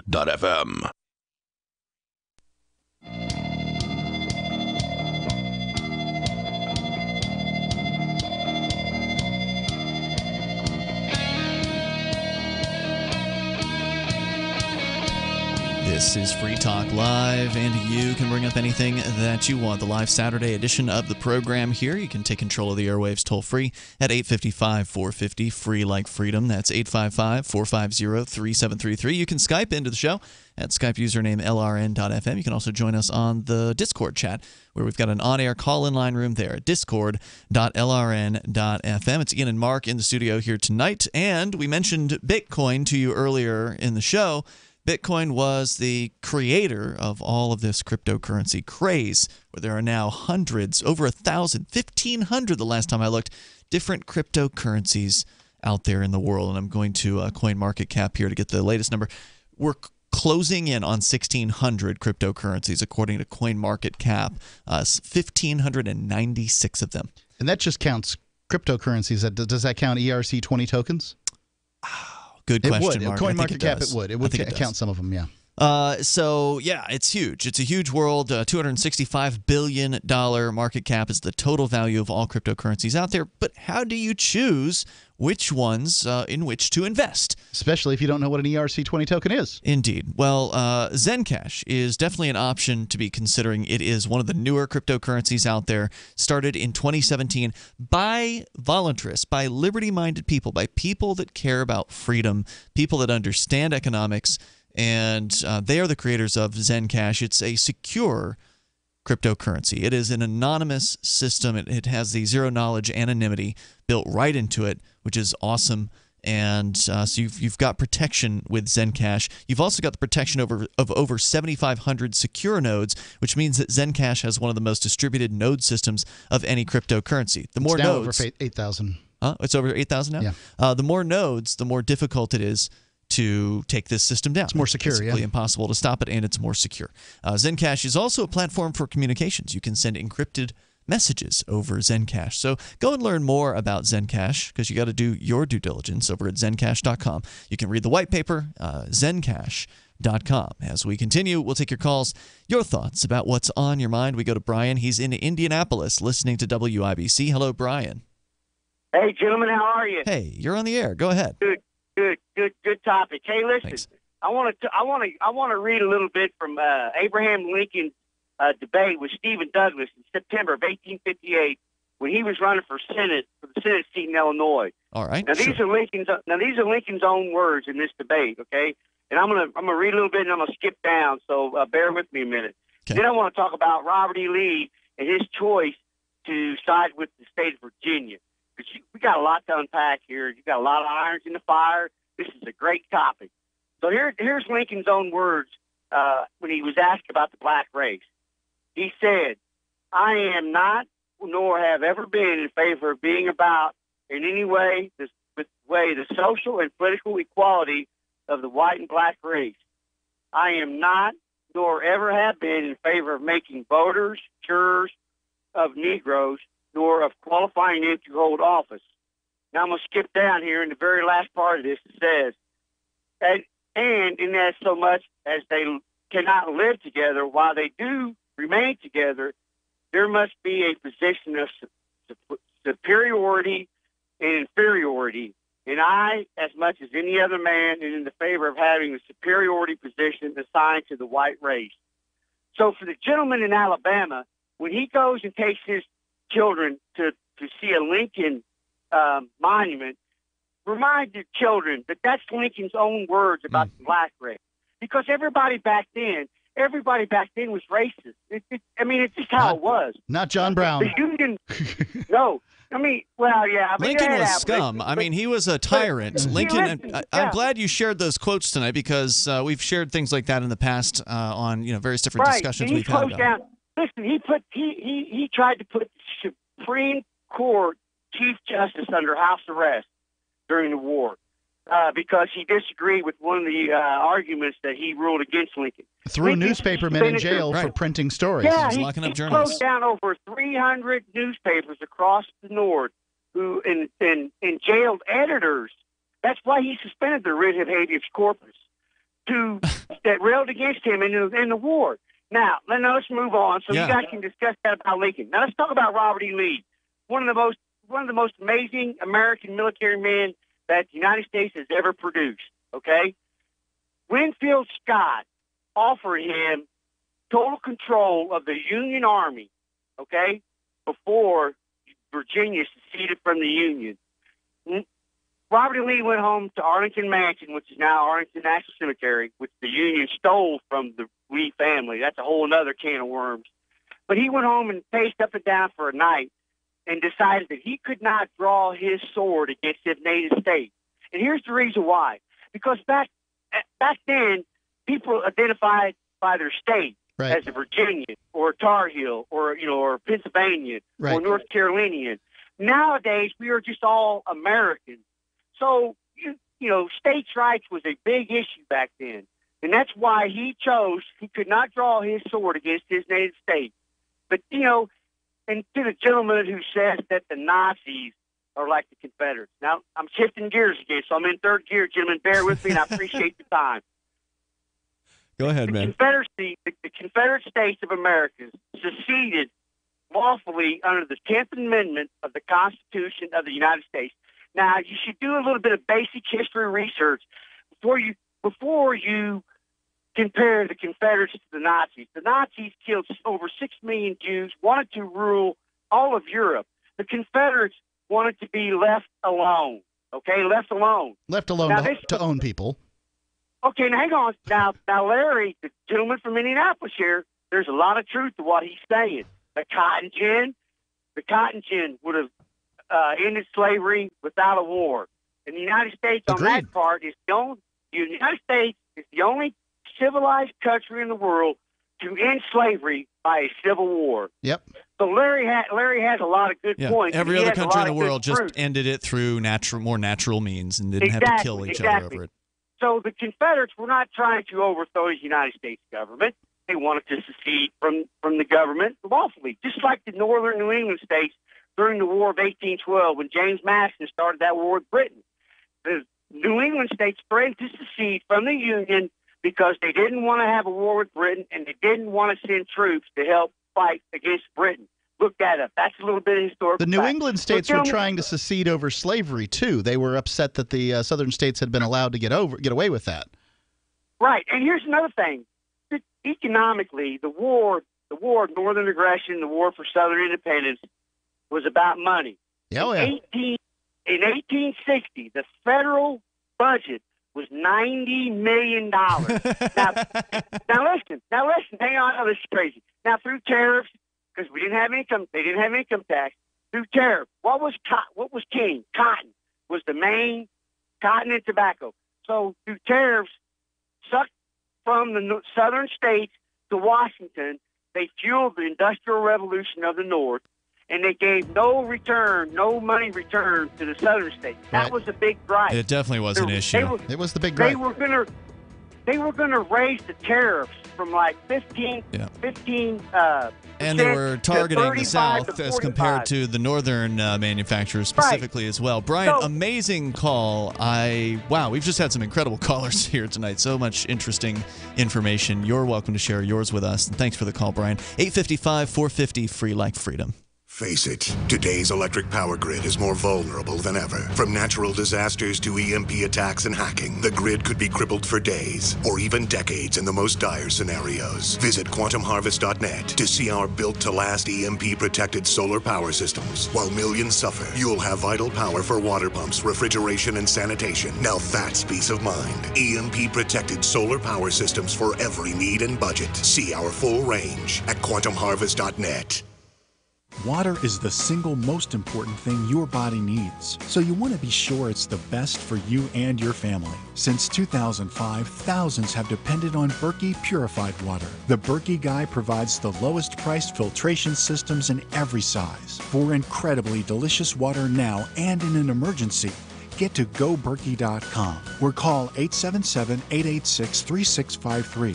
877-886-3653. goberkey.com. The Free State Project has reached its goal of 20,000 liberty lovers who've pledged to move to New Hampshire and get active to achieve liberty in our lifetime.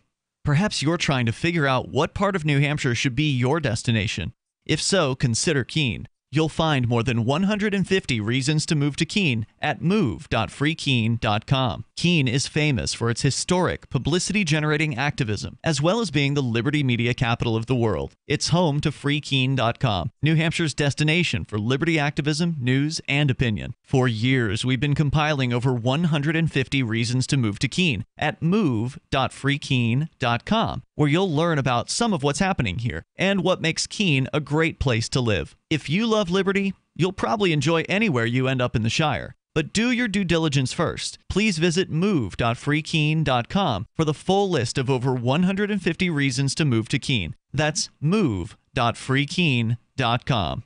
Hi, this is Mark Edge of Free Talk Live. Michael W. Dean's book, User's Manual for the Human Experience, changed my life. In a culture that attempts to turn you into a compliant victim, this book gives you implementable steps on everything from how to be aware of your environment, walking down the street, to business, to how to handle a toxic person in your life. If you're a human, you need to read this book at least once. Go to Amazon and get the Kindle version, or paperback, or an audiobook of A User's Manual for the Human Experience. There are lots of ways to listen to Free Talk Live. Our podcast has been around since podcasts began, and now the FTL feed is loaded with content besides our full show archives. Did you know that we make it easy for you to customize your podcast subscriptions? We have different feeds, one that includes only our full shows, one with just the Daily Digest, and one with just the Edgington Post. You decide what you listen to. It's quick and easy to customize your feeds at feeds.freetalklive.com. That's feeds.freetalklive.com. This is Michael Dean from the Freedom Fiends. I've run websites since 1996 and have used over a dozen web hosts in that time.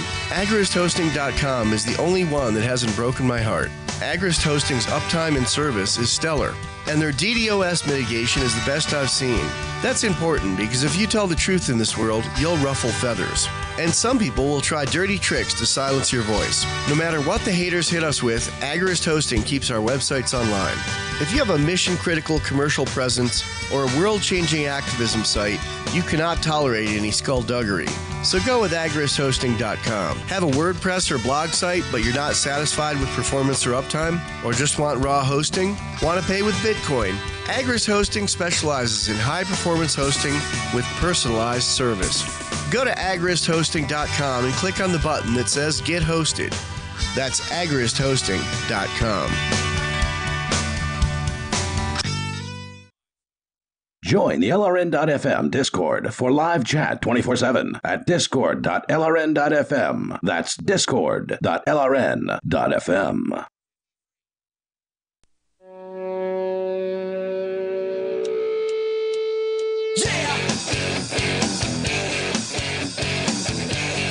It is Free Talk Live. You can join us right here. The toll-free number is 855-450-FREE, like freedom. That's 855-450-3733. I want to tell you about MyPillow and Mark's Pillow. These are the pillows that we've been using for the last few years now. I would say like almost 3 years maybe. Since we got into the MyPillow product here on Free Talk Live. I think the biggest testimony I can make personally for the pillow is that I carry it with me now when I travel. I never carried a pillow with me before when I traveled, so it's that important to me. It holds my head and neck in the proper position, which helps me avoid neck pain, which was always an issue for me. If you get headaches, this is a first place you ought to try. Yeah.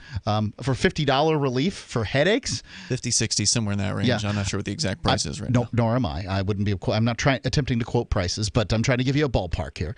And further, you can wash this thing. So washer, dryer. It's designed for that. It's Right. a great product. And my wife used to go bananas over how dirty my pillow was because I guess I sweat. Right? What do you do about What do you that? do? Well, how do you clean a pillow? You can clean the cover, but that's it. With regular pillows. With MyPillow, you can put the whole thing in the washer and dryer, and you can go to mypillow.com and use code FTL. You'll get 50% off of your MyPillow. And if you don't like it for some reason, you might not.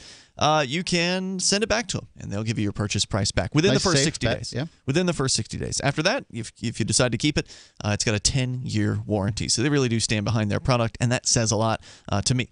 MyPillow.com, code FTL for 50% off. As we go to your calls and thoughts, Steve is on the line.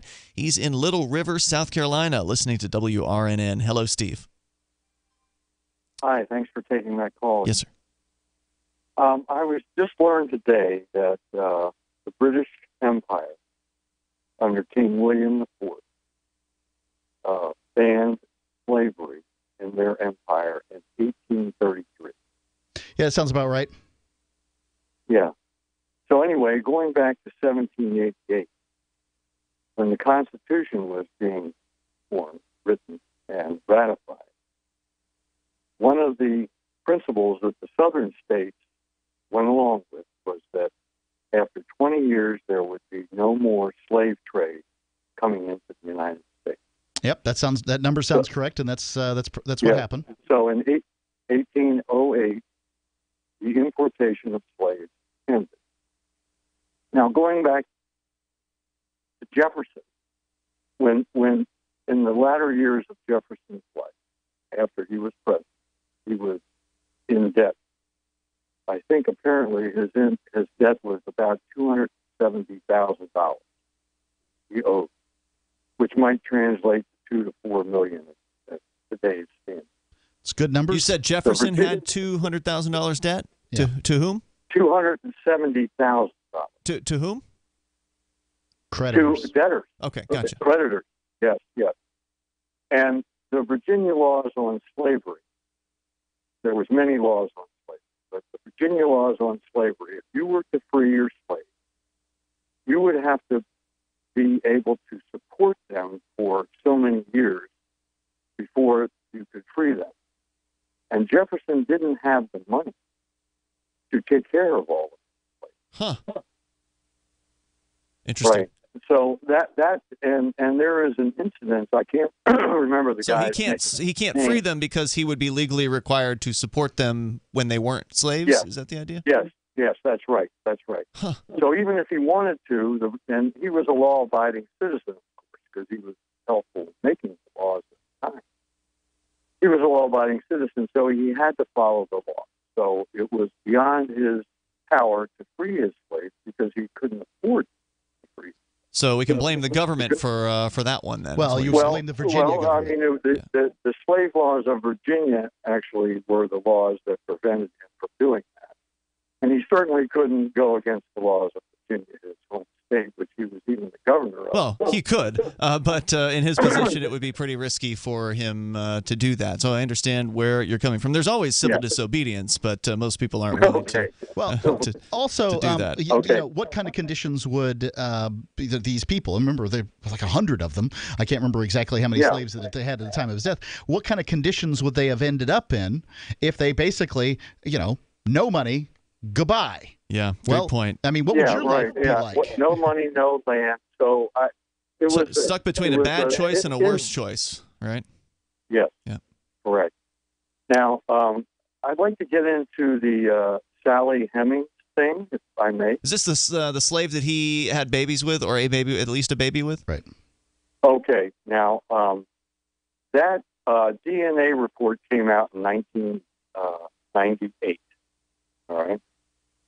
And the report said that that the first report said that Jefferson there was DNA of Jefferson's family in the I think it was the youngest son lineage, and apparently a so-called historian named Joseph Ellis ran with that information. And he was a Clinton supporter. So he ran with that information, and there was a lot of articles in the mainstream media that claimed that Jefferson was the father of some of Sally Hemings' children. Later, but that's not what the DNA indicated. There was no male heirs from the Jefferson family to be tested. His only sons died as children. Okay. So what did the DNA indicate? The DNA indicated that somebody in Jefferson's family, some male in Jefferson's family, had been responsible for, I believe it was the fifth son. Might have been the first son, but it was the fifth son that somebody in Jefferson's family DNA, there was Jefferson DNA, but there was 26 male Jefferson family members in that area at the time. Now, Jefferson's younger brother was apparently, he's probably the most possible person that may have impregnated Sally Hemings. So you're saying the claim that it was Thomas Jefferson who impregnated her is false, but it's not clear who the Jefferson... It may be false because it's not clear which Jefferson it was? Correct. Now, when I was at Monticello about 2 years ago, they didn't seem to be a real mystery around who the father of Sally Hemings, at least some of her children. A lot of foundations in the United States, including the Ford Foundation, et cetera, and so forth, are run by progressives. And perhaps the Monticello historians are basically progressive. Now, I get my information. I get my information, and you can check this out, and I think you might enjoy reading, by a historian named David Barton. David Barton? Yes. Okay. David Barton has a business, a publishing company called Wall Builders. He has a book called Jefferson Lies. Jefferson Lies? Jefferson Lies, Lies. Yes, what Jefferson Lies. And so he's trying to debunk the various different things that he says are lies about Thomas Jefferson, basically? Yes, there's a lot of lies about Thomas Jefferson. I suspect there are. It's more exciting to think that Thomas Jefferson knocked up Sally Hemings than it is to think that his randy little nephew did. Well, yeah, especially by the progressives. Steve, I want to thank you for the call tonight. I appreciate hearing from you. The toll-free number is 855-450-FREE. Interesting allegations. I don't know what the truth is. And I don't imagine it's particularly easy to get DNA samples from way back. Corpses. It's not. Obviously not very easy. I don't know. I mean, so we got somebody who's making a claim. You can choose to read the book or not read the book. What do I know? Again, these things are mysteries lost to time, and I can't really make a statement one way or the other. I mean, show me the DNA before is what I want to know. The toll-free number here is 855-450-FREE. Like freedom, you can bring up what you want. This is the live Saturday edition of Free Talk Live. Coming up, the Pope has announced that hell's not a thing, apparently. We'll come back and talk about that. It's Free Talk Live. Cryptocurrencies are successful because of good technology. The liberty-loving voluntarists who founded Zencash in 2017 took the best tech, like zero-knowledge anonymity and decentralized autonomous organizations, and are creating a secure platform for money, messages, and media that can be sent to anyone, anywhere in the world. Zencash is a cryptocurrency dedicated to peace, anonymity, and decentralization. Find out more at zencash.com. That's zencash.com. What's more profitable, running your business or doing bookkeeping? Doing your business, of course, but you want to keep your books so that you can maximize your tax savings, right? What if I told you that there's a person that's a bookkeeper, accountant, and law school graduate that's also a hardcore libertarian? My name is Melanie Johnson, and I hate the state. I will aggressively help you to minimize your tax exposure and maximize profits, all while staying within the law. Melanie's your best choice for your taxes and bookkeeping needs. Go to tax.freetalklive.com and check out our website, tax.freetalklive.com. Face it, today's electric power grid is more vulnerable than ever. From natural disasters to EMP attacks and hacking, the grid could be crippled for days or even decades in the most dire scenarios. Visit quantumharvest.net to see our built-to-last EMP-protected solar power systems. While millions suffer, you'll have vital power for water pumps, refrigeration, and sanitation. Now that's peace of mind. EMP-protected solar power systems for every need and budget. See our full range at quantumharvest.net. Hear that?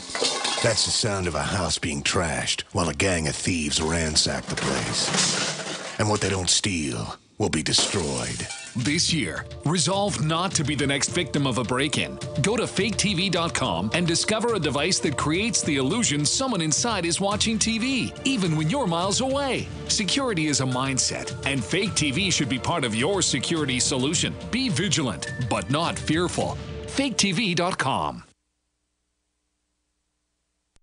Is spreading the message of liberty, cryptocurrency, and peace around the globe worth $2 per month to you?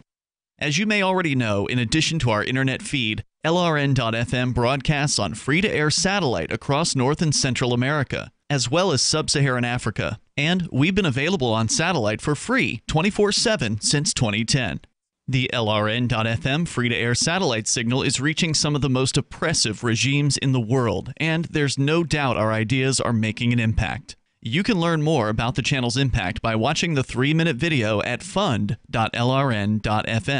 If you'd like to help free minds globally with our ideas of liberty, cryptocurrency, and peace, you can donate as little as $2 per month via fund.lrn.fm. You can help us continue and expand our satellite broadcast to multiple continents. Visit fund.lrn.fm today, and thank you for your help. Don't forget to share the link on social media. That's fund.lrn.fm. LRN.FM now has a Discord. Discord is a free text and voice chat platform, and we now have our own server with a bunch of channels at discord.lrn.fm. You can join other listeners as they chat about various things during our live shows, or anytime, day or night. Discord software is available cross-platform, so you can have it on whatever device you want and take your chats anywhere. Join our Discord at discord.lrn.fm. That's discord.lrn.fm. Are you sick of government lackeys who say you didn't build that? Are you tired of elitists who think you need a government permission slip for everything? Everything you do is an A to B conversation, and the government should see their way out of it. Create true free markets by adopting the BIPCOT No Government License. The BIPCOT No Gov license allows use or modification of any product, service, or software except by governments or government agents. Go to bipcot.org. That's Bravo, India, Papa, Charlie, Oscar, Tango.org. You're listening to the best liberty-oriented audio streamed around the clock, on the air and online. This is the Liberty Radio Network at LRN.FM.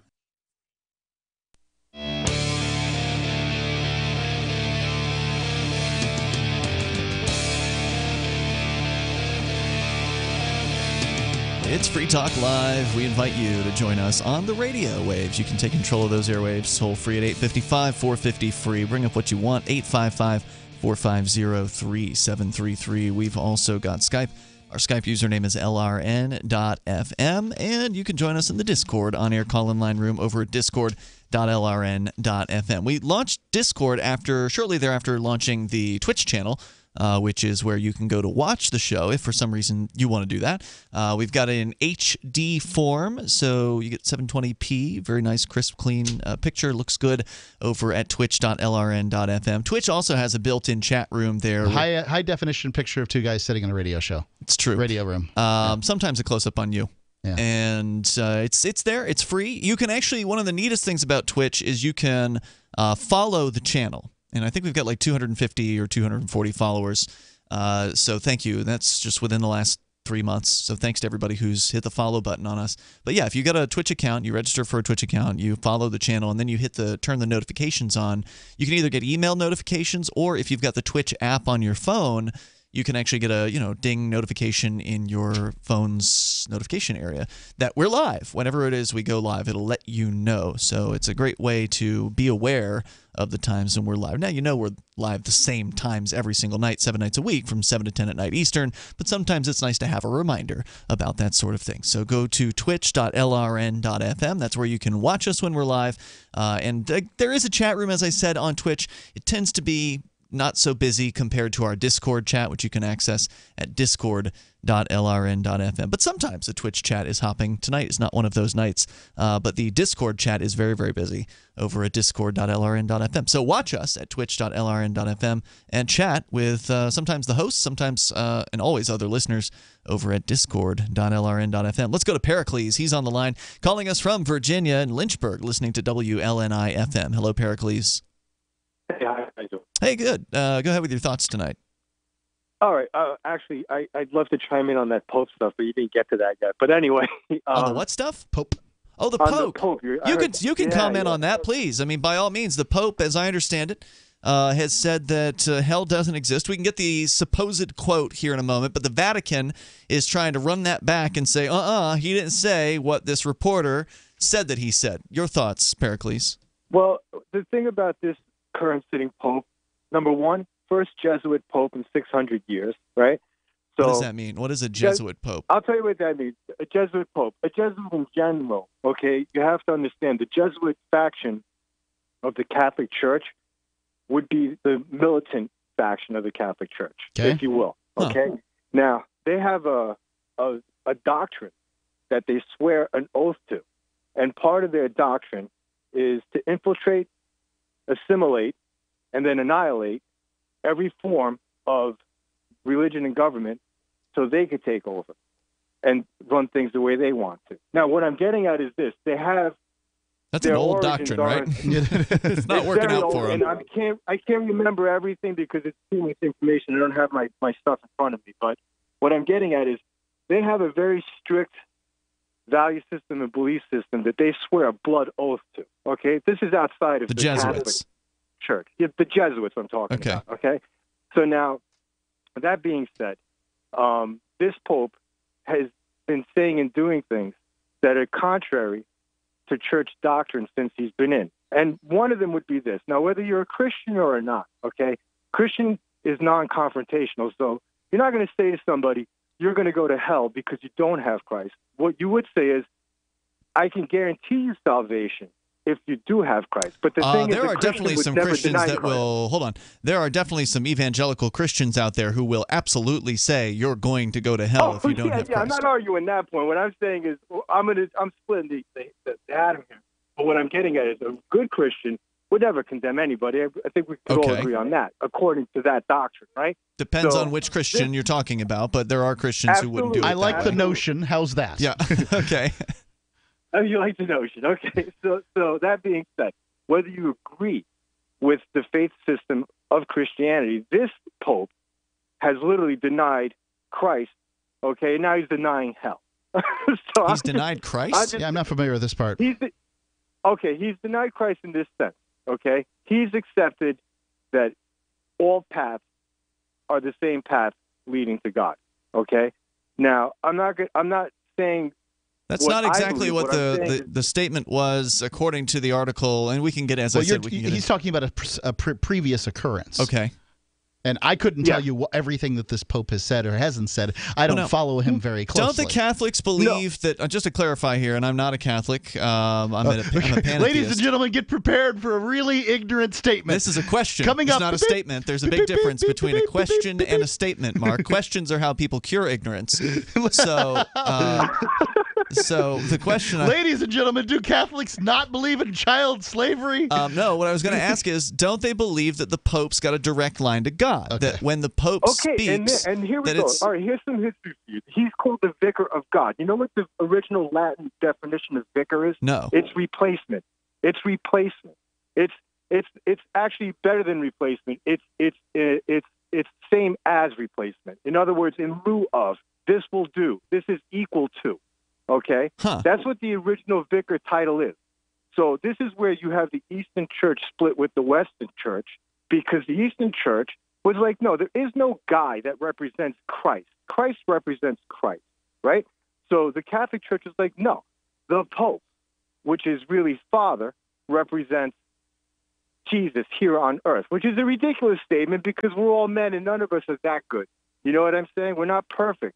That's why well, we I think need that Christ. everybody So- should have their own personal connection with God or the universe or whatever it is you want to refer to it because in as. that sense, all paths lead to him. But what so I'm basically, saying you're acknowledging that it is true that Catholics do believe that the Pope has, essentially. Yeah, I think that's a aligned to fair God. bet. So Peter was Catholic given the would keys to the believe that, kingdom, and the popes are supposed to be, an unbroken line, not biological, not a genetic line from Peter. But the keys are handed down from pope to pope, Peter being the first pope. This is the notion.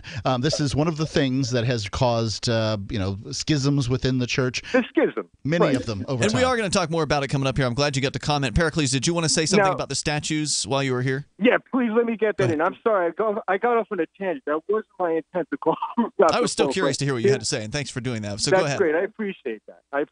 All right. Now, look, real quick, I'll keep it tight. The original wording didn't say life, liberty, and the pursuit of happiness. Nope. Okay? The original wording was life, liberty, and the pursuit of property. Yep. Okay? Now, you could argue any way you want about these guys, slave ownership and all this stuff.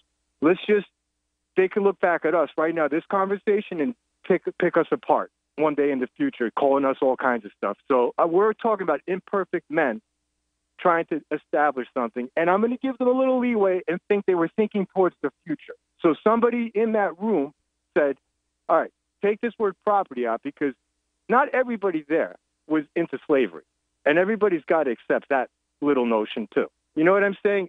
You can't pin them all as being a bunch of maniac slaveholders that were just concerned for their own self-interest. A lot of them, yeah, but they not disagreed. everybody. They absolutely disagreed.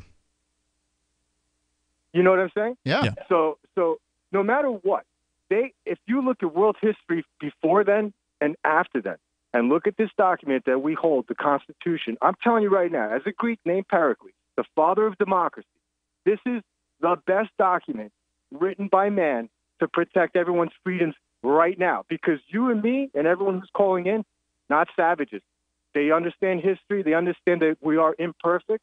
But that document, if allowed to just breathe a little bit and everybody respects everybody's personal freedoms a little bit better in this country, I'm telling you, it's the best thing that we have. Which document are we talking about? Are we talking about the Constitution or the The US Declaration of Independence? Constitution. Okay, the Constitution. No, I'm talking about the Constitution, but I also It hasn't married done the a very good Declaration job with of that. it. I mean, all things considered. I mean, because the it's not meant Constitution to doesn't be- run around with a sword stabbing bad people. The There you go. Constitution is a document, and the politicians who are empowered by the document do whatever the hell they want, and the Americans, which are supposed to protect the document, as that's the notion, they don't. So what we have need is to become a we the people again. What does We that need to- mean? You guys are doing it. What does that mean? What you guys are doing. What you guys are doing. Yeah, You but I guys are want to. doing I a want to service secede. this I want. country. Hold on. I'm not interested in the United States federal government. I want to see New No, Hampshire but and you're Texas. interested in freedom, brother. You're interested in freedom. Yeah, right. You're interested in freedom. And that is Okay. the contradiction. Government is the contradiction of freedom. I mean, it is the antithesis I of it. understand that. I'm not going to defend what we're calling the government here as far as that's a great system. What I'm saying is the document, if you read it, does protect freedom. Well, It the understands ideas the are notion very, of very freedom. fine. There's a lot of great ideas in the Bill of Rights. And I Right. thank you for the call, Pericles. And I sure wish they'd have abided by the Constitution. That would have been awesome. But as we've been through the Bill of Rights, we've done this in the We've past. got high schoolers marching against the document today. Well, and I we've mean, been through it. They've basically gone astray from every single one of the rights supposedly enshrined by that bill. There's more coming up here. Hour 3's on the way. It's Free Talk Live.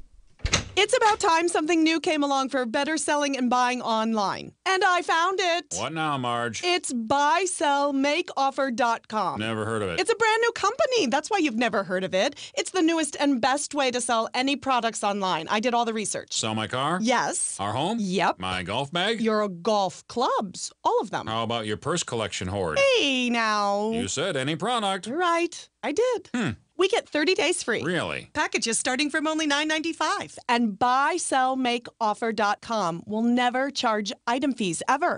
Never. And this is cool. Listen to this. You can even use Skype or video to show your items. That's cool. Yes. All we have to do is go to the website, sign up, and then load our stuff to sell. I love this site. BuySellMakeOffer.com. BuySellMakeOffer.com. You got it? BuySellMakeOffer.com. BuySellMakeOffer.com. Better selling, better buying.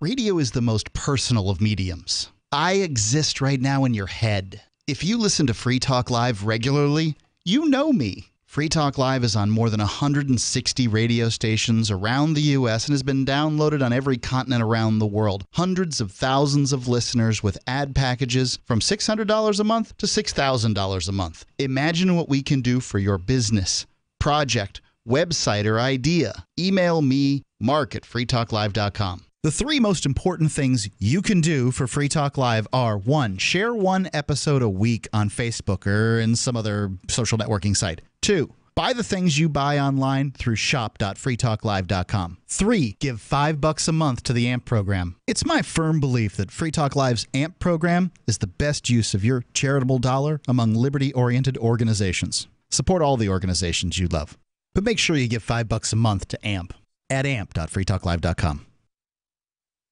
You're listening to the live edition of Free Talk Live. Hour number 3 is next after the news here on the Liberty Radio Network at LRN.FM.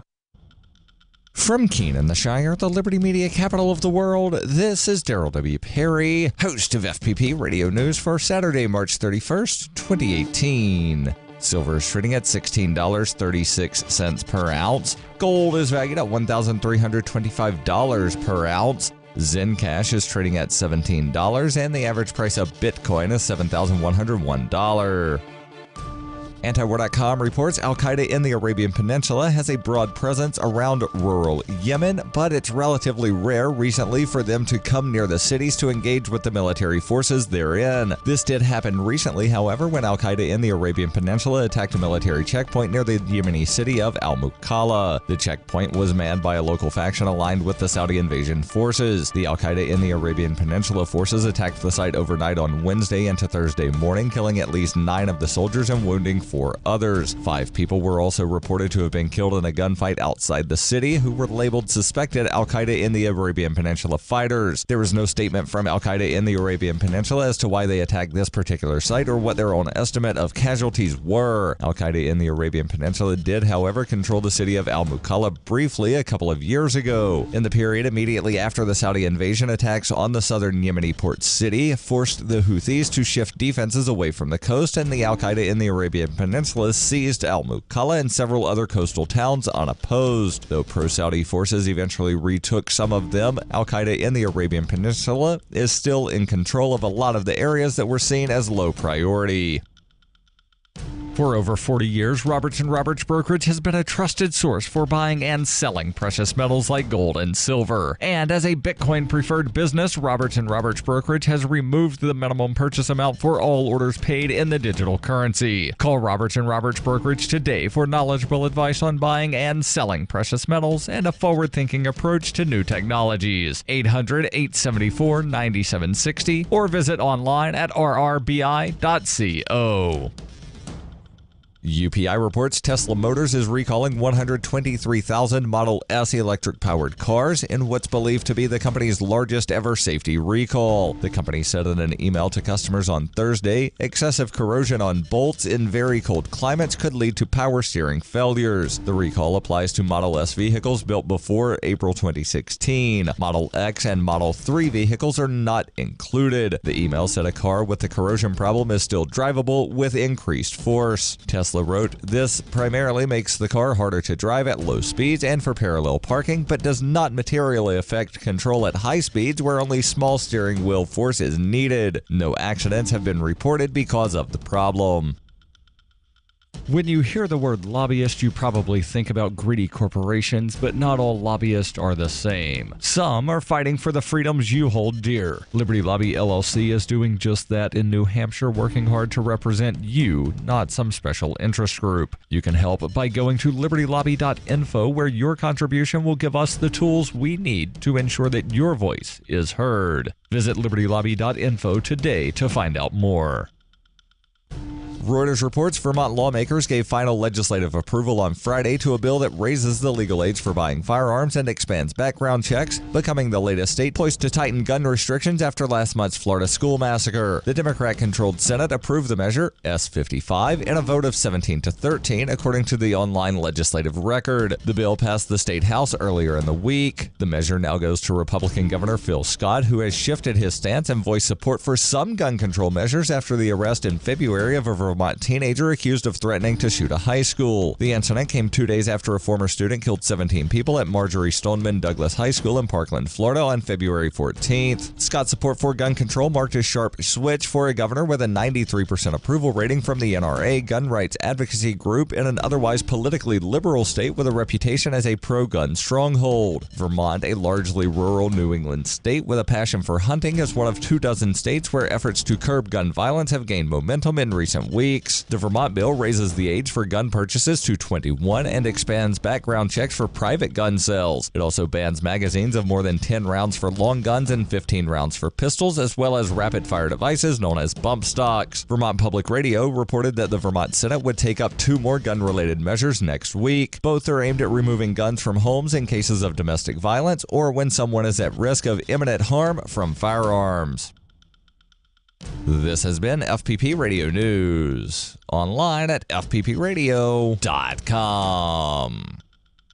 Well, our own Rebecca Mera takes us on a tour of the Olympic Village. We have a full-size bed, lounge area, shower, plenty of space, which is great because I'm constantly having sex in there. The Village is a temporary home to the world's most physically impressive, athletic men and women. It was important to the Olympic Committee to give them a comfortable, state-of-the-art area to each other's brains out while they're not competing. We have a pool where they can have a sex, a theater where they can have a sex. All these athletes are hot, horny, ready to go. They deserve the best.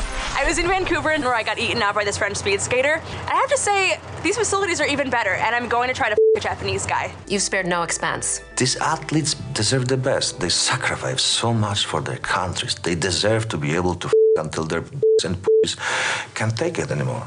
And these facilities won't go to waste. Once the Olympics are over, they'll be converted to a resort where Russian businessmen can come to their prostitutes. This is the Onion News Network.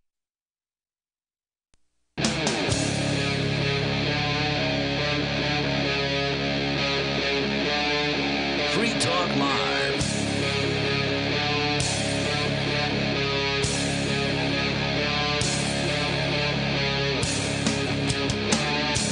Free Talk Live, launching into the third hour of the program. As always, you're invited to join us here. You can take control of the airwaves at 855-450 free, like freedom.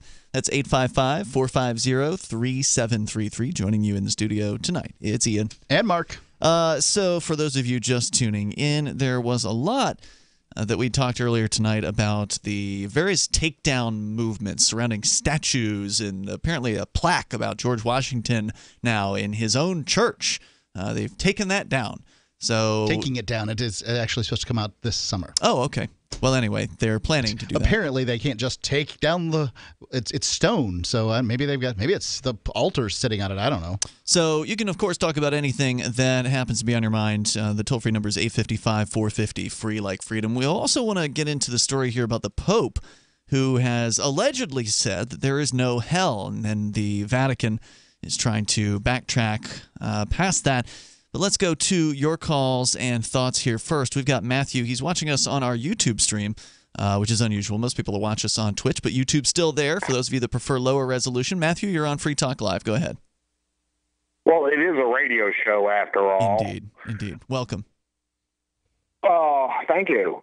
I have an idea for how y'all might amp your amps. Amp my amp. And that is the AMP, by the way, is a program for listeners who want to support the show for $5 a month. They can join over at amp.freetalklive.com and get some cool perks. So what about it? Go ahead. This idea is basically for everybody who is an amplifier at a certain level, they can spend 3 hours in the studio a day of their choosing with the co-hosts of their choosing. 3 hours? In other words, be a 3-hour guest for, being an amp.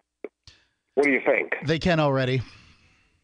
Okay. Sometimes no. I mean, they're welcome to come sit in the studio and observe. Oh, did I say on the air? But did he it sounded like he said guest in the studio. I didn't know if that meant guest on the air or guest just hanging out. Yeah, I meant guest on the air. No. Obviously, just precludes anybody who would freeze up with a microphone in front of their face. Yeah, the difficulty with that is we did it with Gene the Christian Anarchist recently. Yeah, if we feel somebody's qualified to be on the air, we have done that certainly with amplifiers, but I mean, not everybody is, and with the program director of Free Talk Live needs to be able to make the decision as to who's going to be on the air, and by no means can we sell that out for $5. If somebody's qualified, $5 is meaningless, but if they're not, then again, $5 is meaningless.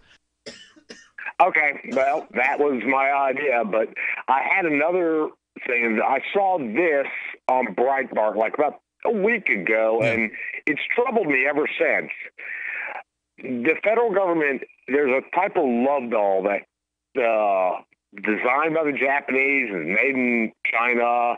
It was being sold in the United States. I think it just got recently banned by the omnibus bill. It was supposed to replicate children. And I'm like, I don't want to defend this. And then some congressman from some Midwestern state said that, this is like a gateway love doll. So I don't know if you're right. Do you have any evidence of this? No. Okay, but I'm not going to say anything. Yeah, it's interesting that you bring this up because there was a news story out of the Weekly Standard from about 2 weeks ago about a congressman from Staten Island. So I don't know if your facts are completely straight on this. If this was in the omnibus bill, I'd be interested in knowing, because as of 2 weeks ago, the story from the Weekly Standard says that it was Republican Dan Donovan, who's a federal prosecutor for 20 years. Again, he's from Staten Island. Before his election to the House in 2015, has made it his mission to sound the warning about child sex dolls. These are robots. Okay, maybe. Go ahead. Yeah, maybe it wasn't.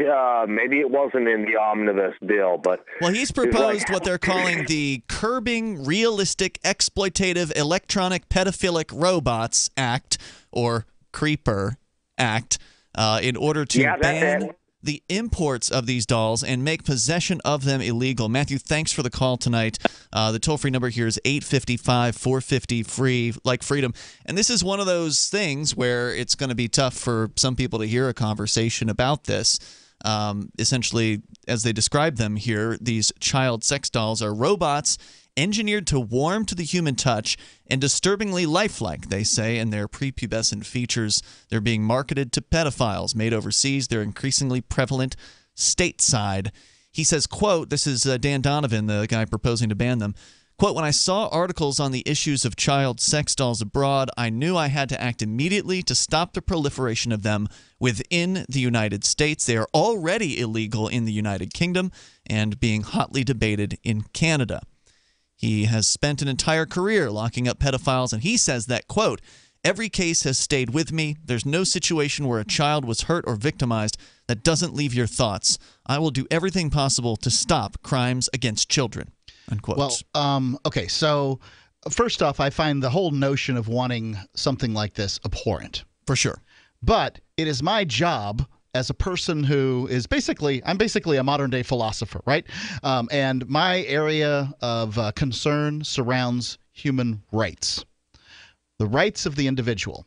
So if you have the right to build or buy some, squishy rubber human analog thing, right? Like, just a doll, a large doll that looks like a human being, and have it decorated with features that you prefer. Some people are not going to prefer what I prefer, right? Like, I like my gals above the age of consent, and right. I like them with big curvy features. I like that stuff, and I wouldn't, this stuff, all this stuff that out there that everybody seems to like, foxtails and kitty ears and all these weird things. Does not interest me at all. Okay. So you're not into fursuits then? If you're right, not into that. But if if first off, having a human being in your house is just a little too much like real life for you, and you'd rather substitute that with some kind of lifelike doll, then I think that's you're right. Yeah, if there's no victim here, there's no crime. Well, I agree with you. Then, if you want your doll a little smaller and you want to dress it up in a little schoolgirl outfit, then okay. Whatever but if you hurt your somebody, boat. Yeah. I want you buried under the jail. Right. But if you don't, then, well, then you didn't. Yeah. Whatever now, I mean, at floats what your point boat, man. do we outlaw the Sears catalogs section that has people in underpants? Is it only the people in the younger people in underpants? What is it exactly are we doing here? Because we can't stop people from thinking things. Well, that's what this guy is trying to do, right? Because that's essentially what this is a thought crime. He is essentially saying you cannot have this pile of robot. It's a pretty clear thought crime, though. Like they're clearly thinking something. They're not. It's not ambiguous. But it's a thought crime. They're saying here you can't have this pile of parts. That we've put. Somebody in China has put together in this order to where it's smaller than this other pile of parts. You can't have that configuration of the pile of parts because of what you might think about it. Likely think about it. Immigration and Customs Enforcement officials informed Donovan recently that they've discovered a child sex doll during a crime bust, which suggests that more will be en route. Quote, this situation shows that these dolls are being shipped here now, he says. The ability to obtain child sex dolls needs to be stopped immediately, he says. In the United Kingdom, where the doll's possession and production are banned by a law similar to the proposed Creeper Act, police seized 128 of them last year and found that the vast majority of their owners were also in possession of child pornography. I would say that it's a likely indication that that's the case. You know what? This is something. In which case, you have two thought crimes. You're never going to see, right? But I'm curious: is this a situation where are these people satiated by what they get, and then they go on and do nothing more, or are they amped up by this? Does the existence of this stuff increase molestation, or does it in fact possibly? I don't know. Decrease. How would I know? Decrease it. Well, if it decreased he believes the former. If it decreased it, and we don't know. Would it then be acceptable? That's a hard thing to study, I imagine, too, given the illegalities surrounding those questions. The toll-free number here is 855-450-FREE like freedom. Should such things be banned in the U.S.? And not to mention the shedding, I would vacuum the carpet 3 times a week. Frodo was scratching all night long, bouncing on the side of the bed, keeping me awake the whole entire night from all the scratching and chewing. It kind of makes you neurotic. Does your dog itch, scratch, stink, or shed like crazy? Mounds and mounds of fur all over the place. Come to Dinovite for help. DINOVITE.com. If you want the dog to be healthy, you got to feed it something healthy. Dinovite is nutrition. The omega-3 fatty acids. Flaxseed, zinc, alfalfa. Our vitamins and enzymes replace the nutrients cooked out of most commercial dog foods. He gobbles it up. He's not up all night scratching. His shedding is minimal, and it is such a pleasure to have my calm, relaxed, non-shedding puppy back. And I have to thank Dinovite for that. Don't let your dog itch, scratch, stink, or shed like crazy. Come to Dinovite for help. 859-428-1000. 859-428-1000. DINOVITE.com. What's more profitable, running your business or doing bookkeeping? Doing your business, of course, but you want to keep your books so that you can maximize your tax savings, right? What if I told you that there's a person that's a bookkeeper, accountant, and law school graduate that's also a hardcore libertarian? My name is Melanie Johnson, and I hate the state. I will aggressively help you to minimize your tax exposure and maximize profits, all while staying within the law. Melanie's your best choice for your taxes and bookkeeping needs. Go to tax.freetalklive.com and check out our website, tax.freetalklive.com. The Bitcoin.com wallet is a simple and powerful full-featured Bitcoin Cash and Bitcoin Core wallet that allows you to send and receive either currency with anyone, anywhere in the world. Download the Bitcoin.com wallet for easy and secure access to your Bitcoin Cash. It's perfect for beginners, and the Bitcoin.com wallet makes using and holding Bitcoins easy. No logins are required. The Bitcoin.com wallet is available for Android, iOS, Windows, Mac, and even Linux. Learn more at Bitcoin.com. I'm getting joined by Ellie Granderson. She's going to put a feminine scope on these lace kerchief starbuggers and give us her lady opinion. Ellie? Hi, Joe. You know, it riles me up every time you walk in here, Ellie. You set my blood to dancing with all your pillowy parts. Oh, stop it, Jode. Now give it to me, no fimble famble, Ellie. When we start dusting these rocket boys' lily white bottoms with baby puff? Jode, since the end of the Cold War, NASA has basically functioned as a giveaway to the American aerospace industry, wasting trillions of taxpayer dollars every year on extravagant programs with no tangible benefit. Finds a plum to look at, all the sense of a badger to boot. Joe. Now I've been thinking on, I got these three little chickens pecking on my head while save NASA some coin. Man wants to go to space, can strap on the helmet, climb in the cannon, let the Chinese gunpowder carry him off among the stars. He'll come back now. Gonna skin a fox in one throat, and you're gonna fancy on it. This is the Onion News Network.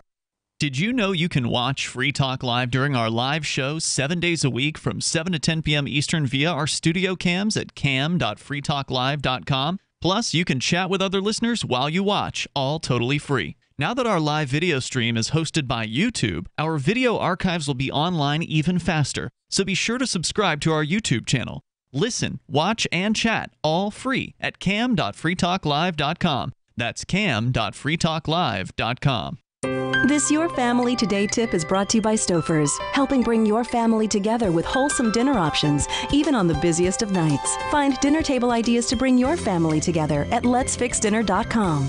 To get kids involved in dinnertime conversation, ask specific questions, not broad ones. Instead of what happened today at school, try what was the best thing that happened today. The more specific you are, the more they'll have to say. For more tips like these, visit us at parenthood.com/yourfamilytoday. Do you love Twitter? Make sure you favorite the LRN.FM Twitter account so you can receive our tweets at twitter.lrn.fm. That's twitter.lrn.fm.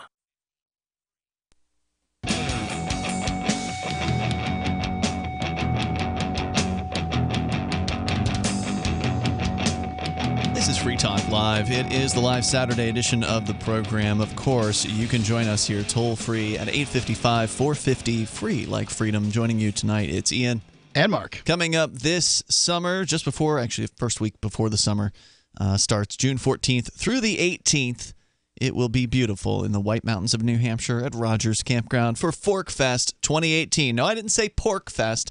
We used to go to the Porcupine Freedom Festival, and that's still happening, and I'm sure it's still a great event. But some people decided they wanted to have a decentralized camping event for libertarians and anarchists and voluntarist types to go to the very same beautiful location that we've always been to at Rogers Campground, but to have no one in charge. That's the point of Fork Fest. If there's something that you want to see happen, then you should probably go ahead and create that thing, whether it be a musical act or speeches or athletic events. I know our co-host Daryl W. Perry is putting together athletic events, including a beer mile, as well as a party that he's going to throw. There's Jay Noon, our former co-host, is getting married during Fork Fest. These are some of the few things that have been announced so far, and it's up to you what happens at Fork Fest. If you just want to go and hang out and camp, you can do that too. Fork Fest 2018. Go to forkfest.party. You can learn more there and connect to community resources like our forum and the Fork Fest chats on Telegram and Discord. So head over to forkfest.party and mark your calendar for June 14th through the 18th at Rogers Campground in the White Mountains of New Hampshire. Forkfest.party as we continue here with your calls and thoughts. The story is from the Weekly Standard about a congressperson, Dan Donovan from Staten Island, who was a federal prosecutor for 20 years. He believes that robots, child sex dolls, are a problem and that they need to be prohibited. He has created the Curbing Realistic Exploitative Electronic Pedophilic Robots Act, or CREEPR, in order to ban their import and make possessing them illegal. Let's go to Vaginatarian. She's on the line on our Discord on-air call-in line room. Go ahead, Vaginatarian. You're calling from Virginia Beach. Good evening, gentlemen. How are you doing? Good. What's on your mind tonight? I just wanted to continue Mark's last point in the last segment of the possibility that these child sex dolls could actually limit child pornography and molestation of children by allowing an outlet for perverted individuals to, satisfy their needs. Desires, and I think at least.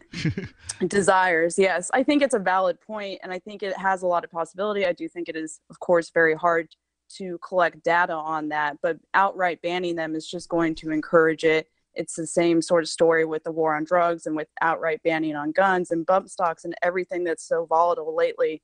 But I think that this is sort of just taking the creeper level to a really dark road when you could do some good, especially when there are actual victims involved in such a touchy subject.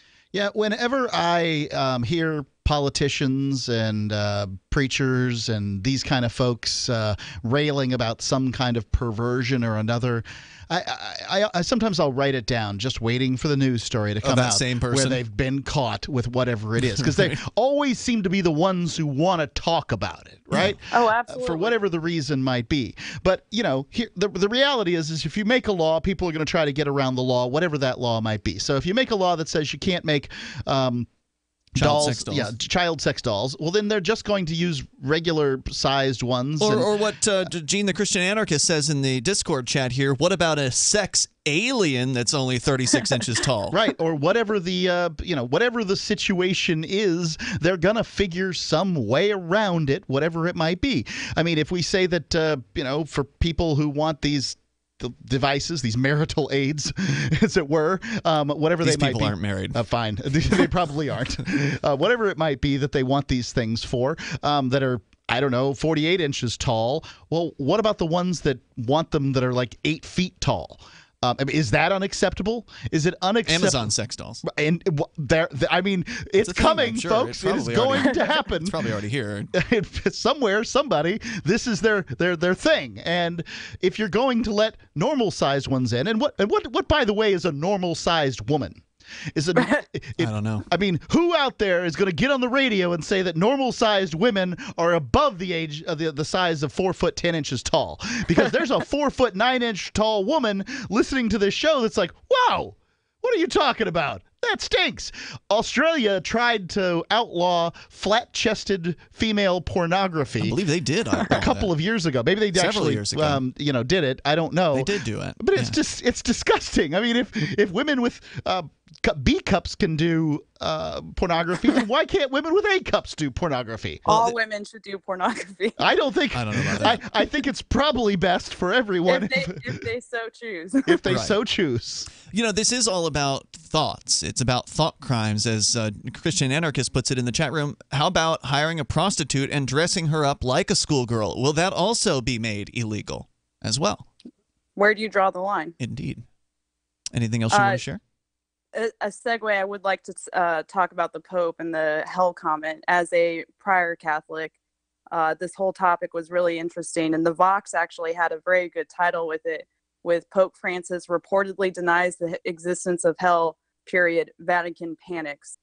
And it's a very normal thing with Pope Francis to have had an interview with this particular Italian reporter who doesn't take notes and doesn't record them, and who is sort of out to cause controversy with the conservative bureaucracy of the Catholic Church, and so misconstrues things that Pope Francis says and then reports upon it.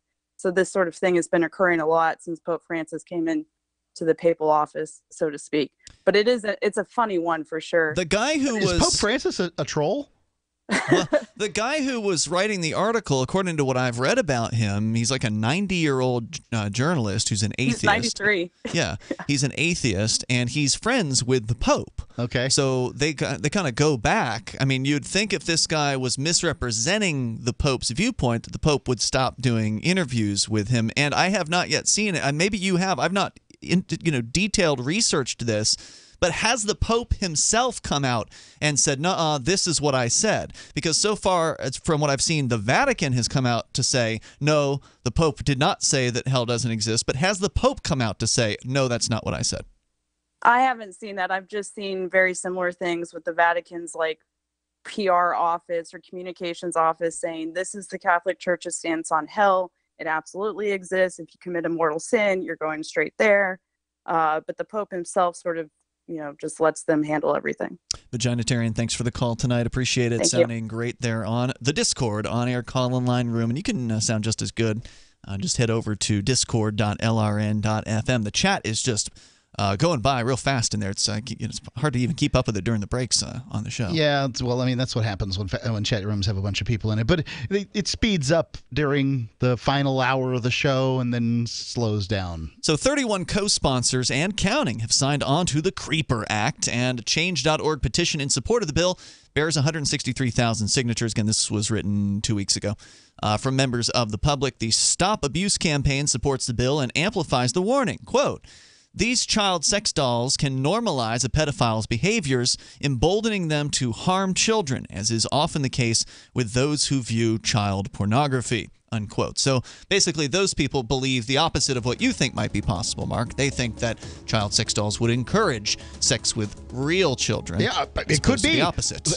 I mean, I guess if you're going to outlaw something like this, a study is in order? The toll-free number here is 855-450-FREE like freedom, 855-450-3733. You can bring up whatever you want. The problem with studies is, of course, they tend to be skewed in the direction of the people funding those studies. There's more on the way here, and this is a tough one to study as well. It's Free Talk Live. This is Dan Pilla. Do you owe the IRS money you can't pay? Are tax debts crippling you? I've defended people from the IRS for over 30 years. I've helped thousands, and I can help you too. I wrote the book on IRS settlement, and I'm telling you, there's no such thing as a hopeless case. Call 800-34-NO-TAX to finally get free of IRS debt. With the IRS's new programs, there's never been a better time to solve your problem. Call 800-34-NO-TAX. That's 800-34-NO-TAX, or my website, danpilla.com. Hunters, anglers, campers, and survivalists. Get back to nature. Expand your horizons with the highest quality, most versatile, unique slingshots and sling bows on the market at slingbow.com. Slingbow products are compact and models start from just $17.98. They're perfect for your bug-out bag or storing in your vehicle. Give yourself and your loved ones the excitement and tradition of Slingbow, a new frontier in archery and truly modern twist on this primitive survival tool. Feel the thrill only at slingbow.com.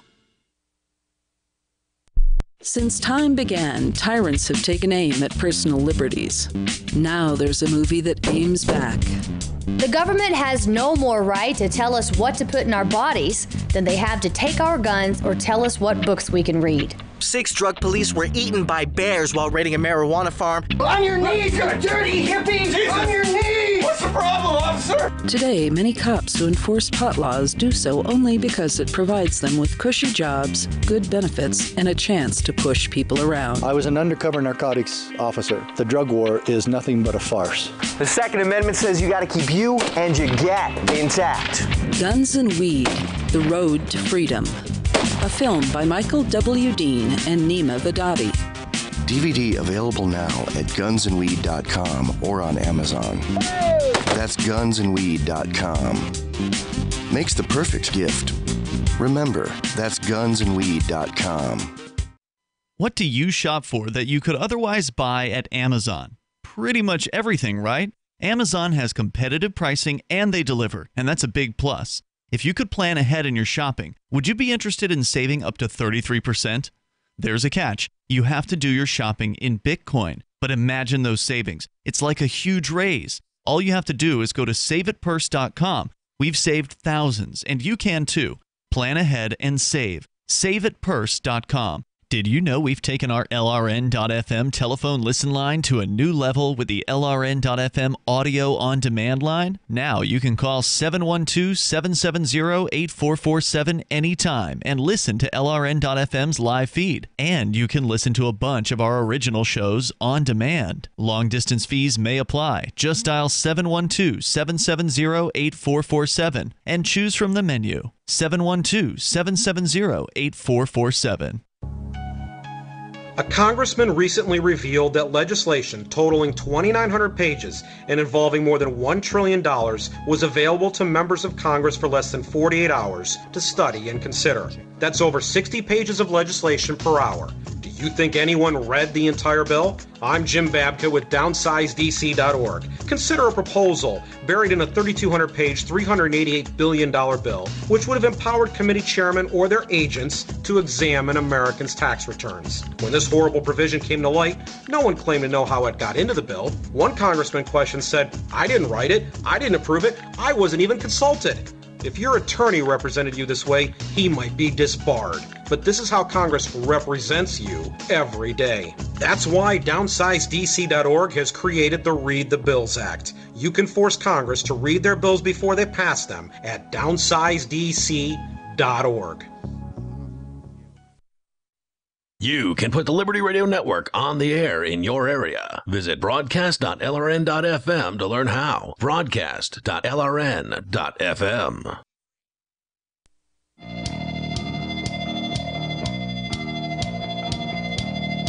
It's Free Talk Live. Dial in, toll free here. Bring up anything that you want. You can take control of the airwaves at 855-450-FREE like freedom. That's 855-450-3733. We've also got a page on our website called shop.freetalklive.com where you can link over to a few different retailers like Walmart or Newegg and get the shopping done that you need to do.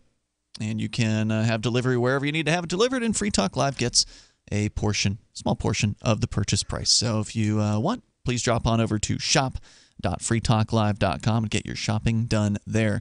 As we continue, it's Ian and Mark in the studio here tonight. We're going back to Discord with the on-air call-in line room where Gene, the Christian anarchist, is on the line in Tennessee. Hello, Gene. Well, hi, guys, Hey and there. I wanted to change gears here, but first I Sure. want to say I hope the Pope's right about that, because that's been my position all along. If that's what if What's he the really position? did change it. That there is no That hell. there's no hell. Yeah. I don't believe in I can't see how a fair, just, and loving God would punish one of his children for all eternity for a mistake. That's my position. Yeah. To flesh that out just a little bit, for instance, I've spent a good portion of my life looking into just sort of what I believed surrounding religion, and I've come to the conclusion that I am a theist. I believe in a God. I'm willing to let other people believe in the gods they want to believe in. But I don't think that the major stories handed out by the major religions are true. I think that those are the writings of people who had a relationship with God, and their understanding of God was relevant for their time and for that person, but that their understandings are not particularly relevant to me and my understanding of God. So, if I don't believe every dot and tittle, as they say, of the Bible, I'm going to burn for all of eternity. That's not a loving, just God. That's a madman. But without that message, Mark, doesn't that mean that the world would become chaos? Like if people didn't think that there was an evil place that they will be burned for all eternity, won't they act evil and murder and rape? Lots of people, I would say the majority of people on the planet don't believe in hell. So really, no. Okay. Well, I mean, you've got Christianity, Islam. Jews don't believe in hell. The Zoroastrians don't. There's not very many of those. Zoroastrians, Buddhists don't believe in hell. Shinto, none of that stuff particularly has hell. And then, of course, you've got all the people who are sort of, don't really operate with any religion at all, whatever that might be. So no, the majority of people on the planet do not believe in hell. Therefore, you must make the claim that only the sickest and craziest of people are being held in position by their belief in hell, and I don't believe that either. According to the article at cnsnews.com, which is a right-wing news website, by the way, their headline, The Right News right now, so it certainly has a bias. Oh, yeah. But they do have the alleged statement from the Pope and an update from the Vatican. He was interviewed by longtime atheist friend Eugenio Scalfari, and the alleged quote is, quote, from the Pope, "They are not punished," or he was asked, here's the question he was asked. "Your Holiness, in our previous meeting, you told me that our species will disappear in a certain moment and that God, still out of his creative force, will create new species. You have never spoken to me about the souls who died in sin and will go to hell to suffer it for eternity. You have, however, spoken to me of good souls admitted to the contemplation of God. But what about bad souls? Where are they punished?" And then the answer from the Pope allegedly was, quote, "They are not punished. Those who repent obtain the forgiveness of God and enter the rank of souls who contemplate him. But those who do not repent and cannot therefore be forgiven disappear." This is what the Jehovah's Witnesses believe. There is no hell. There is the disappearance of sinful souls. Okay.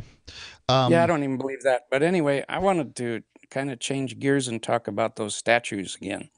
Sure, the Southern Confederate statues. Well, we were actually talking about Thomas Jefferson's statue. He's not Confederate or Southern.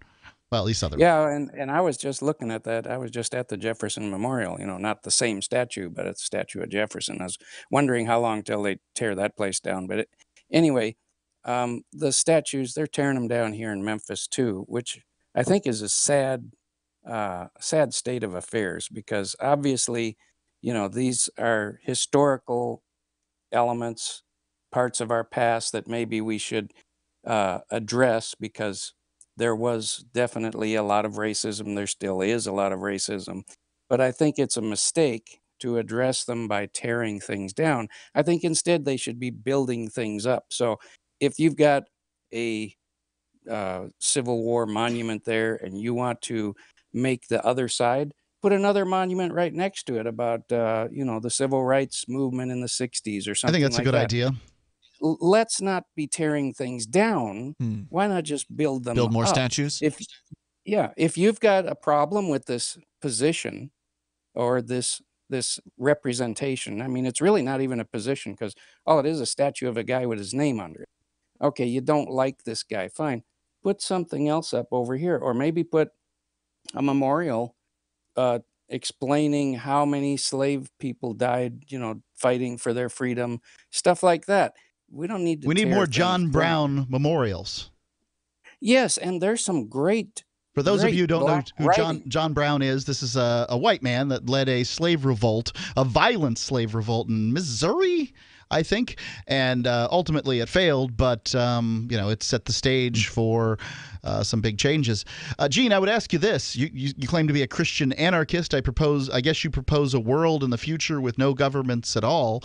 There are plenty of statues that currently exist of bureaucrats, soldiers, and politicians. Would you tear these things down in your new future utopia that you dream of? I don't think I would tear anything down. I mean, these things, number one, an artist put a lot of work into building them. You could put them in a museum and have people look or through sell them and off. I mean, if somebody wants to, if it's important to somebody, they'll buy it and they'll put it someplace where they can put it. Sure. Somebody's going to buy it. Yeah, let the Daughters of the Confederacy open up a park full of these things. I don't care.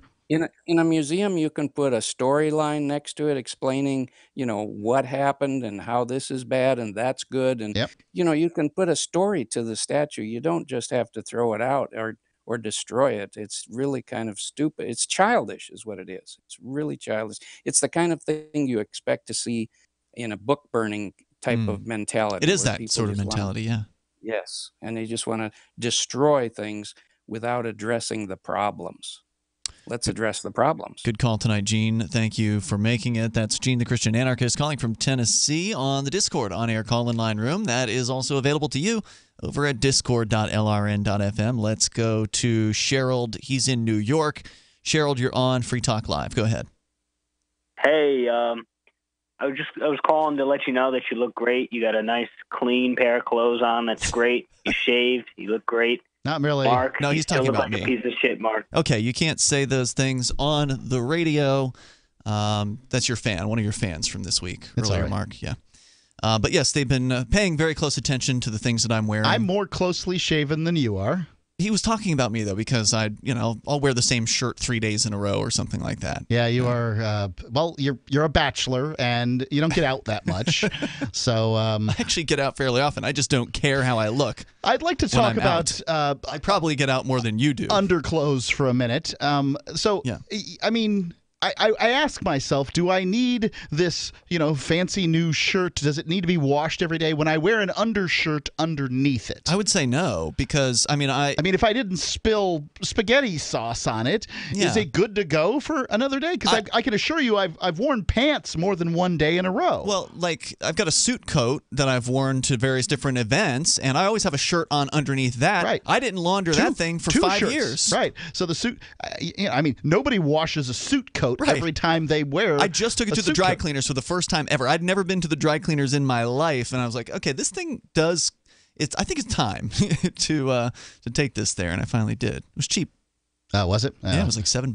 That doesn't sound cheap. No. Okay, well, I've never bought dry cleaning before. I figured it'd be more expensive. expensive. I used to launder my shirts when I worked for a living, and had to walk around with a pressed shirt and everything. It was 99 cents, and then for dry cleaning? Yeah, no, that's not dry cleaning. It's laundering.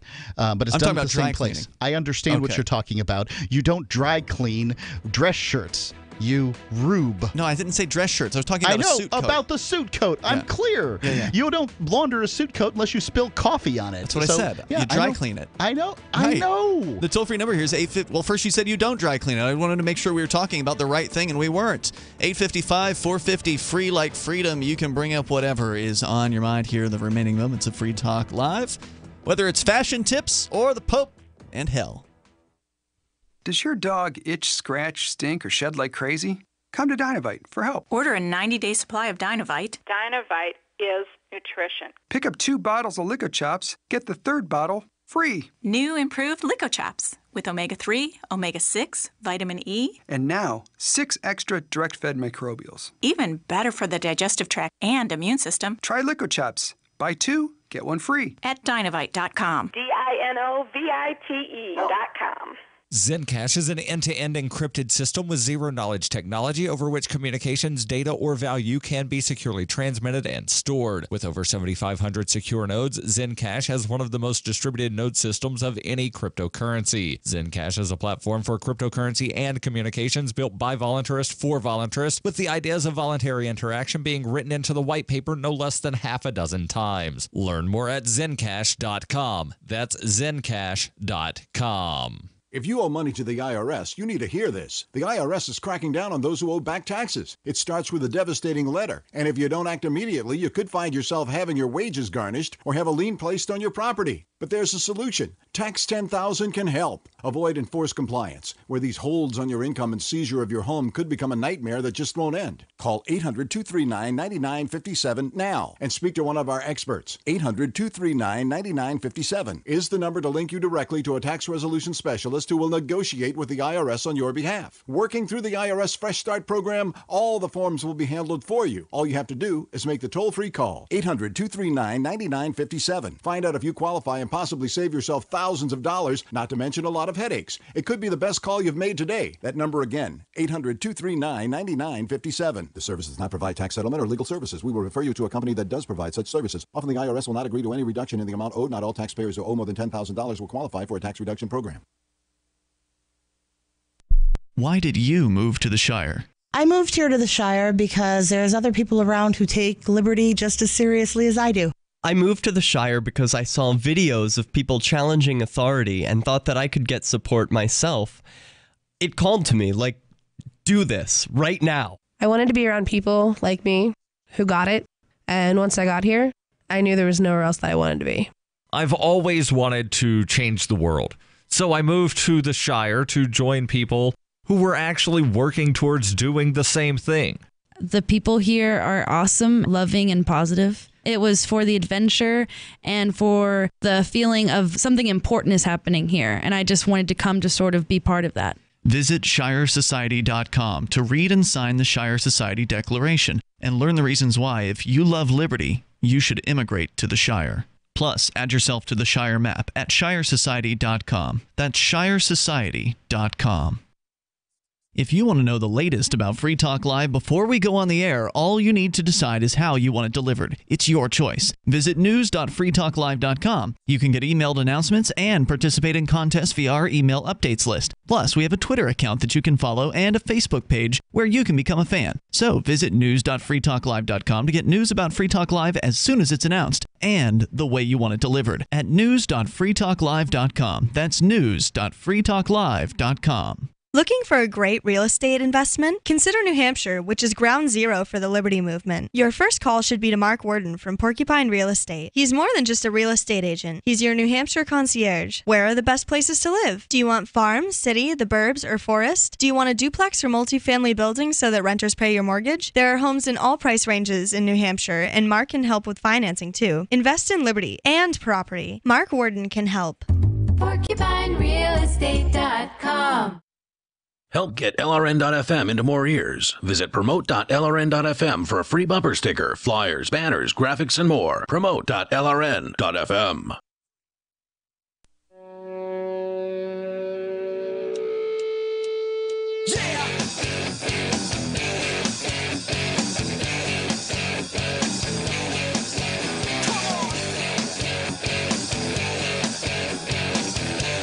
It is Free Talk Live. You may dial toll-free here and bring up whatever you want in these remaining moments. We have enough time for you. Our number is 855-450, free like freedom. That's 855-450-3733. We do have Skype as well.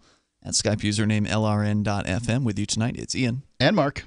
And don't forget, if you support Free Talk Live, you want to get behind the show and help us get on more radio stations around the country. We do have news stations that have just come on board, and welcome to our new affiliates in Texarkana. Texarkana, which is both in Texas and Arkansas. But in this case, the transmitter is located in Texas. It is KTFS AM, and they've got an FM translator as well, airing the show on weekends and also early morning on Monday morning. So before the workday starts on a Monday, you can hear us there on KTFS. So welcome aboard to all of our Texarkana listeners. And that hits us to 180 radio affiliates, Mark, which is, I believe, a first for Free Talk Live. I believe it is. Yep. First time we've hit 180.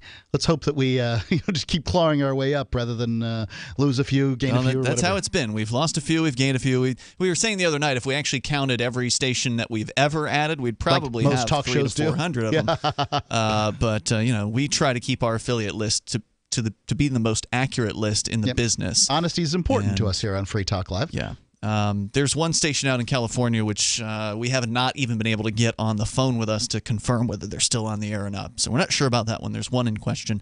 But otherwise, we're pretty solid on our affiliates list over at affiliates.freetalklive.com. That's where you can actually go down the list and see all the great radio stations from coast to coast that air this show at various different times throughout the week.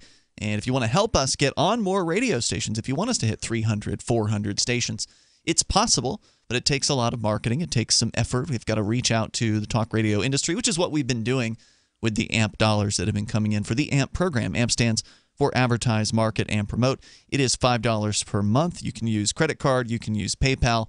You can even do Bitcoin Core to sign up for the AMP program, and that'll get you perks like access to the AMP-only call-in lines, the AMP-only podcast, the AMP-only Facebook group. There's AMP-only Discord chats, and you get the special AMP badge on the forum and more. Get all the details and get signed up. It makes a big difference for us when you do that, and it's only $5 a month to you. It's, the price of a cup of coffee in a fancy coffee joint or, a hamburger or something like that. So go to amp.freetalklive.com. We sure do appreciate it. ampamp.freetalklive.com. Sebastian is in Alabama. Sebastian, you're on Free Talk Live with Ian and Mark. Hey, guys. Well, first of all, I just want to say I love you guys' show. I listen to it just as much as I possibly can. And I appreciate all the topics that you talk about. Go ahead. But one thing I would like to talk about is, what you brought up earlier about the Confederate statues. Being a person from the South and being, a self-taught historian, it kind of worries me that we're living in the era where something happens, say the shooting in Virginia, that's kind of the, straw that broke the camel's back. And now, supposedly people on the left, liberal people, want to do away with these monuments because all these monuments supposedly represents hate and evil and some great atrocity, as if Robert E. Lee was the devil himself. And I just don't like how the last caller brought up a really good point. He said, where does it stop? He was making that reference to Nazis burning books. Where does it stop when we're trying to do away with our history and X out any of our history? In Europe, there's still statues of Napoleon Bonaparte. There's statues of a lot of important historical figures. You don't have to agree with those historical figures, but they are a part of your history, and they are what these people have brought you to this point in the present, and we learn from them. And we can't have present eyes to judge history. People thought differently, did differently. Of course, there was racist people and hateful people in the North and the South. And I just feel like, ever since that shooting in Virginia, I felt like it was just, let's get these statues out because they're hurting people. And I do feel bad if I was a black person in America, I try to put myself in people's shoes. Would I feel bad? You can't possibly do that, but, what's making them feel bad? Do they still feel oppressed from these statues? Are they, would you feel the same if, say, there was an Adolf Hitler statue and you were a Jew in Europe? Would you feel oppressed if they still had one? I don't know. There's just so many points to make, and it seems like the left, when they say we got to get this out, these things are hateful, these things represent a bad past that we want to forget. I feel like that's dangerous. I agree. It is dangerous to forget the past, because those who forget the past are doomed to repeat it, as it has been said, and I think it's said for a good reason. So having the ability to know that there is an ugly history, and there always, in every place in the world, there's an ugly history, and hopefully we can learn from that history so we don't repeat it. But even if we don't repeat the same exact mistakes, you better believe mistakes are still going to be made.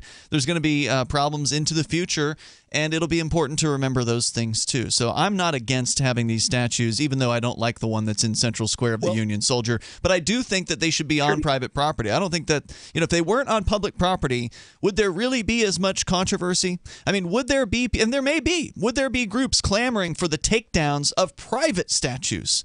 As well. Right. As a Quaker. But at what point is it that, what can we come to agree with that is a good public statue? I mean, are we going to have a lot of statues of Martin Luther King? He was I don't know. Well, I'm against public anything. Are we just going to have...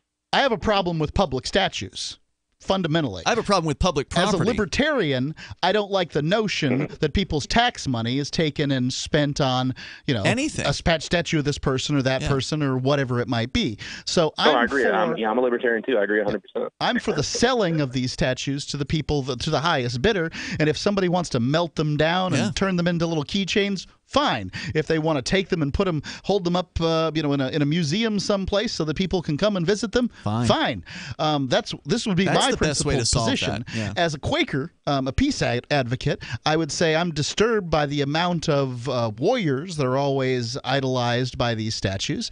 And do we perpetuate war by having them? I don't know the answer. I couldn't say that, but it's a conversation we're not really having. Good questions tonight, Sebastian. Thanks for the call. I appreciate hearing from you. Let's continue with Jim. He's in Liberty, New York, watching, or rather listening on our Discord at discord.lrn.fm. Go ahead, Jim. Hey, Mark, you need to get a bigger shirt. We can see your gut, brother. What are you doing? Look, what do you want me to do? You want me to suck it in the whole time? Well, he's trying to go to jiu-jitsu. He's going to jiu-jitsu. He's getting some work done. It looks like you're wearing Ian's shirt, dude. No, this shirt here. Look, he's bigger than me. It doesn't look like he's wearing my shirt. This is a size large shirt. It fits me. Oh well, you might need another size. Jim, were you actually calling about something? Do you want me to sit up straight for you? Is that what your problem is? It's a 3-hour radio program. If you're going to call about Mark's shirt, you can just go ahead and put that in your topic. I mean, we'll still take your call. You don't have to lie and say. Yeah, you don't have to lie to our call screener and say you want to call about Confederate statues. Well, hey, tell him I'm sorry for lying. Tell him. All right, there you go. Well, he's listening, so he heard you. Thanks, Jim. All right, so let's go to Sarah. She's in New Mexico. You're on Free Talk Live. Go ahead, Sarah. He's just offended by my guns. Yes, the gas prices here in Albuquerque will be going up by 10 cents, which is good. Per gallon? Yeah, per gallon. It's going to go up, and the taxes are going to go up. That's a lot. So it means less pedestrians killed because they're only going to drive if they have to. No, it doesn't mean that. People have to drive. I mean, if you don't have to drive somewhere, I don't think you generally would. People have to go to work. They have to go grocery shopping. They have to drive. So all you're doing is you're punishing people. All you're doing is you're punishing the poor. You understand that, right, Sarah? By advocating for gas tax increases, you are hurting the poor disproportionately as compared to the rich. Because a rich person, they don't care if the gas goes up a dollar per gallon. Rich people aren't going to be affected by this. You're only keeping poor people from getting better jobs that are farther from their homes. Congratulations, Sarah. You hate poor people. Well, you know what? It's less pedestrians killed. The less cars on the road, they're going to run me over less. That's what it means to me because the gas tax is going to go up. That's how it means to me. Yeah, but that just means more people, more poor people are going to end up taking government welfare. Like Sarah. And then not being on the roads and, whatever. I mean, it's not going to make the roads safer, Sarah. I'm sorry. That's not a system for making the roads safer. It's a ridiculous fantasy. Thank you for the call tonight. Don't forget, you can join us over on our Discord chat at discord.lrn.fm, where the conversation continues frequently after the show, during the show. Sometimes after the show, they'll actually get into a voice chat on the Discord. It's really just up to whoever's there. There's different voice chat channels and text chat as well. Check us out on Twitch, twitch.lrn.fm. Make sure you follow us there. And if you've got the Twitch Prime, which you can easily get to by linking, I've actually added a link to our channel description there. If you scroll down the page, you can find an easy way to link up your Amazon Prime account with your Twitch account, and then you can grant us, if you feel so inclined, your one Twitch subscription per month that they give you for free with Amazon Prime. The instructions are there over at twitch.lrn.fm. Have a great weekend. We'll see you tomorrow. So the protection of life, liberty, and property is what the Free State Project is all about. But it's an effort to move 20,000 people who understand. It's about demonstrating to the entire country that, yeah, we can have a free market, a truly free market. Making it just a freer, great place to live.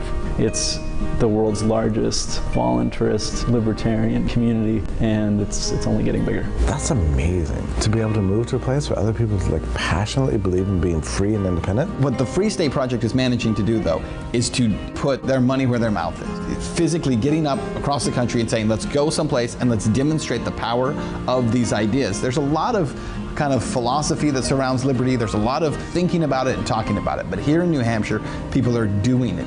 101 Reasons Liberty Lives in New Hampshire, a documentary by Free State Project Early Movers. Watch it free at 101reasonsfilm.com. 101reasonsfilm.com. Are you tired of governments murdering people around the world?